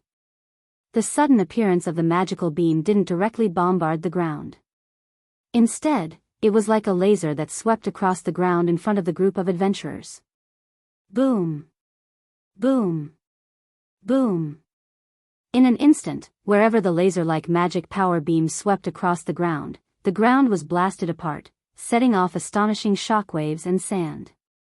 Pieces of gravel shot out in all directions like bullets fired from a gun. The sudden huge commotion caused the horses carrying the adventurers to let out frightened neighs. Without the consent of the riders, they abruptly stopped, straightened their upper bodies, and kicked their powerful front legs in midair. The adventurers riding on the horses all fell down one by one due to the violent movements of the horses in a state of panic and landed heavily on the ground, letting out painful groans. In just a short while, the group of adventurers who were advancing on the plains like a vast army fell into a state of panic. Some of the adventurers were even trampled by the violent horses. If it weren't for the fact that these adventurers were strong and equipped with a certain degree of equipment, they would definitely have been injured under the hooves of the horses. Now, they were considered lucky that they were only in a state of chaos. Don't panic. Parodi, who also fell from his horse, hurriedly yelled. Everyone, calm down. Quickly adjust your posture. Prepare for battle. Moknak also yelled. It's very likely that the enemy has already attacked. From this point of view, Parodi and Moknak were indeed the leaders of the Secret Silver Adventurers team. They were calm in the face of danger and had the mentality to deal with any unexpected situation. Only Igvaki, instead of paying attention to his companions, focused more on the attacker who made a fool of himself. Who's there? Igvaki roared furiously at his surroundings. Who's playing tricks here? Come out. Igvaki's voice turned into an echo that reverberated in the sky above the plains. About 2 to 3 seconds later, a voice that was so cold that it was close to terrifying reverberated in the space in response to Igvaki's words. How dare you speak to our Supreme Honorable like that? You deserve to die. Along with this sentence, a terrifying evil aura expanded in the entire space. It was a terrifying aura like that of a ferocious ghost that emerged from hell. Bathed in such a terrifying aura, all the adventurers from Yi, lantern present stiffened. Their faces turned ghastly pale in an instant. They looked as though they were being stared at by a ferocious beast and didn't even dare to move. Soon after, the sand and dust that filled the entire space gradually settled down, allowing the frozen adventurers to see the scene in front of them clearly. It was only then that all the adventurers present saw it. There was a rock about 100 meters in front of them. There were figures standing around the rock. Although they were more than 100 meters away, the adventurers could still see the full appearance of those figures clearly. The first thing that caught the attention of all the adventurers present was a figure that made all the pale-faced adventurers widen their eyes in shock. It was a young girl. She seemed to be guarding the side of the rock and was standing under the rock. She was the closest to the rock. The young girl's appearance could be said to be breathtaking. She was so beautiful that it was truly tragic. She even had a gentle smile on her face, as though she was a goddess that descended from the sky. However, behind such a goddess, there was a pair of pitch-black wings near her lower waist. It was that pair of pitch-black wings that made all the adventurers tremble. Looking at that beautiful figure that was both sacred and evil, Parodi inadvertently murmured, "Demon. Demon. A demon that brought destruction with violence. A demon that brought about depravity with wisdom." This kind of otherworldly existence was collectively known as the demon. It was said that it was an extremely ferocious and evil demon. The meaning of its existence was to eliminate all the good people who had reason. It was also the so-called synonym for evil. Among the people present, there was almost no one who didn't know about the existence of the demon. It was because more than 200 years ago, it brought a huge disaster to the world and was finally eliminated by the 13 heroes. The evil existence known as the demon god was the king of the demon. This demon king led an army of demons and almost wiped out all the intelligent races in this world. If the undead were demons that hated the living, then the demon would be demons that tortured the living. If they encountered the undead, they would at most die. But if they encountered the demon, they would truly be better off dead. Who wouldn't be afraid of such an existence? What's more, the demon there wasn't just the unbelievably beautiful young girl alone. Not far from the girl, there was a man with a long steel tail, wearing a strange suit, and looking like an ordinary human male. Although he looked like a human male, the steel tail behind him and the evil aura that pervaded his body told everyone present that he wasn't a human. He was definitely not a human, but a demon. On the other side of the demon couple, on the other side of the rock, there was a pair of dark elf twins. A pair of demons. A pair of dark elves. The two waited on both sides of the rock, facing forward. Furthermore, there were two other figures standing there. One of them was an old man who was over 50 years old and wore a butler's uniform, but his back was extremely straight. The other had a terrifying appearance. His appearance was like an ant, but also like an insect, and his entire body was covered in the color of ice. These people surrounded the ordinary-looking rock in the middle as if they were protecting something. They expressionlessly looked in the direction of the adventurers. Then, on the rock surrounded by these beings, a person sat on it. It was a young man with black hair and black eyes, wearing pitch-black casual clothes and a white coat. Compared to the existences below the rock, the young man didn't have a terrifying appearance. However, judging from the support of those terrifying existences, the young man sitting at the top was clearly the one who was leading those terrifying existences. Cold sweat began to appear on the foreheads of the adventurers.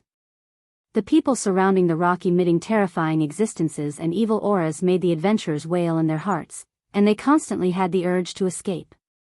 Such fear made Igvaki shout out loud. "You!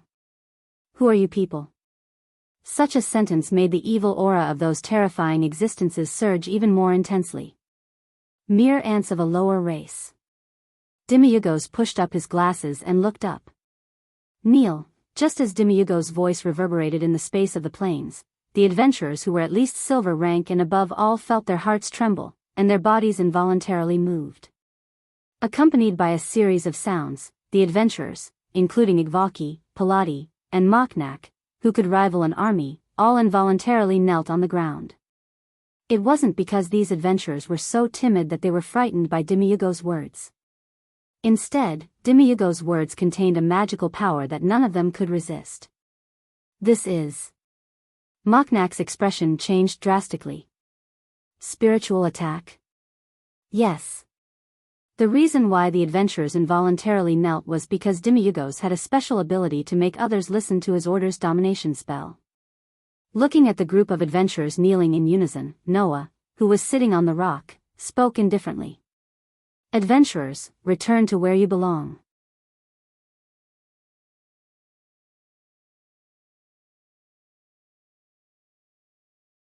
Chapter 12:25. Adventurers, return to where you belong. When such a sentence was carried by the wind and drilled into the ears of the adventurers who were kneeling on the ground and were unable to get up no matter what, those adventurers were all startled. Noah, on the other hand, ignored those adventurers' startled expressions and continued speaking as if he was talking to himself. I know that you intend to deal with the undying that appeared here, but that undying is my servant, and not someone that you should deal with. Servant? The adventurers led by Igvaki, Parodi, and Moknak revealed shocked expressions. In this world, the meaning of the word servant was not ordinary. Usually, if a human called a magical creature their servant, then under normal circumstances, the servant here referred to the summoned magical creature. Just like the Holy Book of Sunlight of the Si Lien cult, the angels summoned by the magic chanters of the faith system who were at least able to use third-grade magic were their servants. Similar situations were not rare. Summoning magic existed in every system of magic. Some magic chanters could use summoning magic to summon goblins. Some magic chanters could use summoning magic to summon ogres. Some magic chanters could use summoning magic to summon lizardmen. Even in legends, there were magic chanters who could use summoning magic to summon the most powerful race, the giant dragon. All kinds of magical creatures could be summoned by magic chanters, and controlled and ordered through corresponding magic. Among them, it naturally included the undying.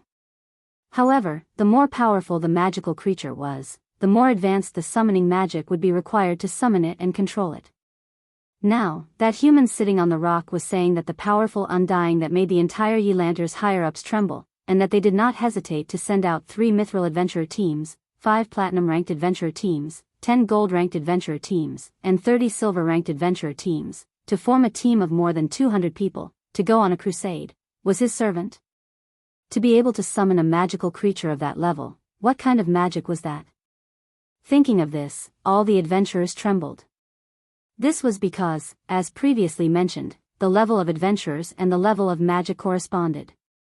Bronze and iron adventurers were generally equivalent to magic chanters who could use first-grade magic. Silver and gold adventurers were generally equivalent to magic chanters who could use second-grade magic. Platinum-ranked and mithril adventurers were generally equivalent to magic chanters who could use third-grade magic. Platinum-ranked adventurers were generally equivalent to magic chanters who could use fourth-grade magic. Adventurers of the highest level were generally equivalent to magic chanters who could use fifth-grade magic. The strength of the magical creatures summoned by different levels of summoning magic could also be applied to this classification system. First-grade magic could summon magic chanters of bronze or iron level. Second-grade magic could summon of silver or gold-ranked silver to summon silver, or based on this logic, a fourth-grade summoning spell would be able to summon a bronze-grade monster, while a fifth-grade summoning spell would be able to summon a steel-grade monster. Even the Adventurers Guild had no choice but to send out 3 mithril adventurers to lead a crusade against it. No matter how one looked at it, it should be stronger than mithril adventurers, right? And to send out such a large number of adventurers, it couldn't just summon magic of bronze level, right? It was even possible that magic of bronze level was stronger than magic of steel level. Summoning magic that could summon magic of bronze level? Conservatively speaking, it had to be the highest level of magic that humans could control, which was the 6th-grade magic of bronze level. This youth who looked to be around 20 years old was a magic chanter who could use 6th-grade magic. That's impossible. Igvaki cried out loudly. There is no one who can use 6th-grade magic in the kingdom. There is only one in the empire. Do you think I will believe your nonsense? Igvok's words made the NPCs guarding the Nasaric tomb next to the rock Noah was sitting on focus their gazes on him. Those gazes were filled with an unprecedented murderous aura. Igvok, who was only secret silver level and had not even reached level 20, was targeted by the murderous aura of 6 level 100 NPCs. His vision turned black, and his chest tightened. His blood began to surge. If this continued, Igvoki would definitely spit out a mouthful of blood, right? Fortunately, Noah's voice saved Igvok. Whether you believe it or not has nothing to do with me. I am just giving you some advice because I know a few people in the kingdom who are also adventurers. Noah glanced at Igvok. There is a problem with my servant. She no longer obeys my orders. I can't control her for the time being. If you want to come over, I won't stop you. But what happens to you has nothing to do with me. All of the NPCs in Nazarik's underground tomb smiled at the sight of this. It was a smile that was directly linked to cruelty. That smile made all the adventurers feel like they were not far from death. For a moment, they were completely frozen in place, unable to move. The only ones who could remain calm were Paladi and Moknak. The leaders of the two secret silver adventurers looked at each other, then looked at Noah. Parodi carefully asked as if he was offering his respect. Can we ask for your name, sir? Why? Noah looked at Paladi with a faint smile. Since you can't resist, you should at least find out about my background and report back. Paladi's expression froze. Obviously, Noah was right. We definitely don't mean to suspect you, Moknak quickly spoke up for Paladi. We just want to know the name of the person who can have such a powerful undying as your servant. Alright, there is no need for flattery. I am just giving you a piece of advice, Noah said indifferently. Moreover, my servant is now under the control of an unknown spirit. I am also worried about how to deal with her. I don't want to be disturbed by outsiders. Do you understand what I mean? Noah pursed his lips. Or rather, you can do me a big favor and help me investigate the situation of that disobedient servant. Paladi and Moknak immediately shut their mouths. Only Igvoki stared at Noah with resentment. The fear in his heart turned into extreme anger under Noah's superior attitude, causing him to mock him. I think you are a human traitor who defected to the Undying. You plan to collude with the Undying to harm us humans, right? The NPCs in the Nasaric underground tomb suddenly raised their heads. Their eyes were filled with violent murderous intent again. However, this time, before the NPCs in the Nasaric underground tomb locked their murderous intent on Igvoki, Noah looked directly at the guy who did not even understand that a wise man submits to circumstances. If humans are as stupid as you, then there must be many traitors who want to defect to the Undying, right? Igvoki's eyes were filled with anger. Just as he was about to say something, Noah beat him to it. Anyway, that's all I want to say. If you don't want to die, it's best that you don't come here. Go back to Elanter and tell the people of the kingdom not to interfere with the matters here. After saying that, Noah looked at Igvoki. His pitch-black eyes suddenly turned a cold, silver-white color. Also, you really make people feel very uncomfortable. As these words were spoken, Igvoki's body gradually turned into steel under the gaze of the ice-cold silver-white eyes. What? What is this? No. Stop. Ah. As he screamed, Igvoki turned into cold steel. The fear on his face froze, and he became a statue. Ah. The group of adventurers finally let out sorrowful cries out of fear. You're tuning into the Journey of the Soul YouTube channel. Don't forget to subscribe and join us on this journey to catch the most captivating stories.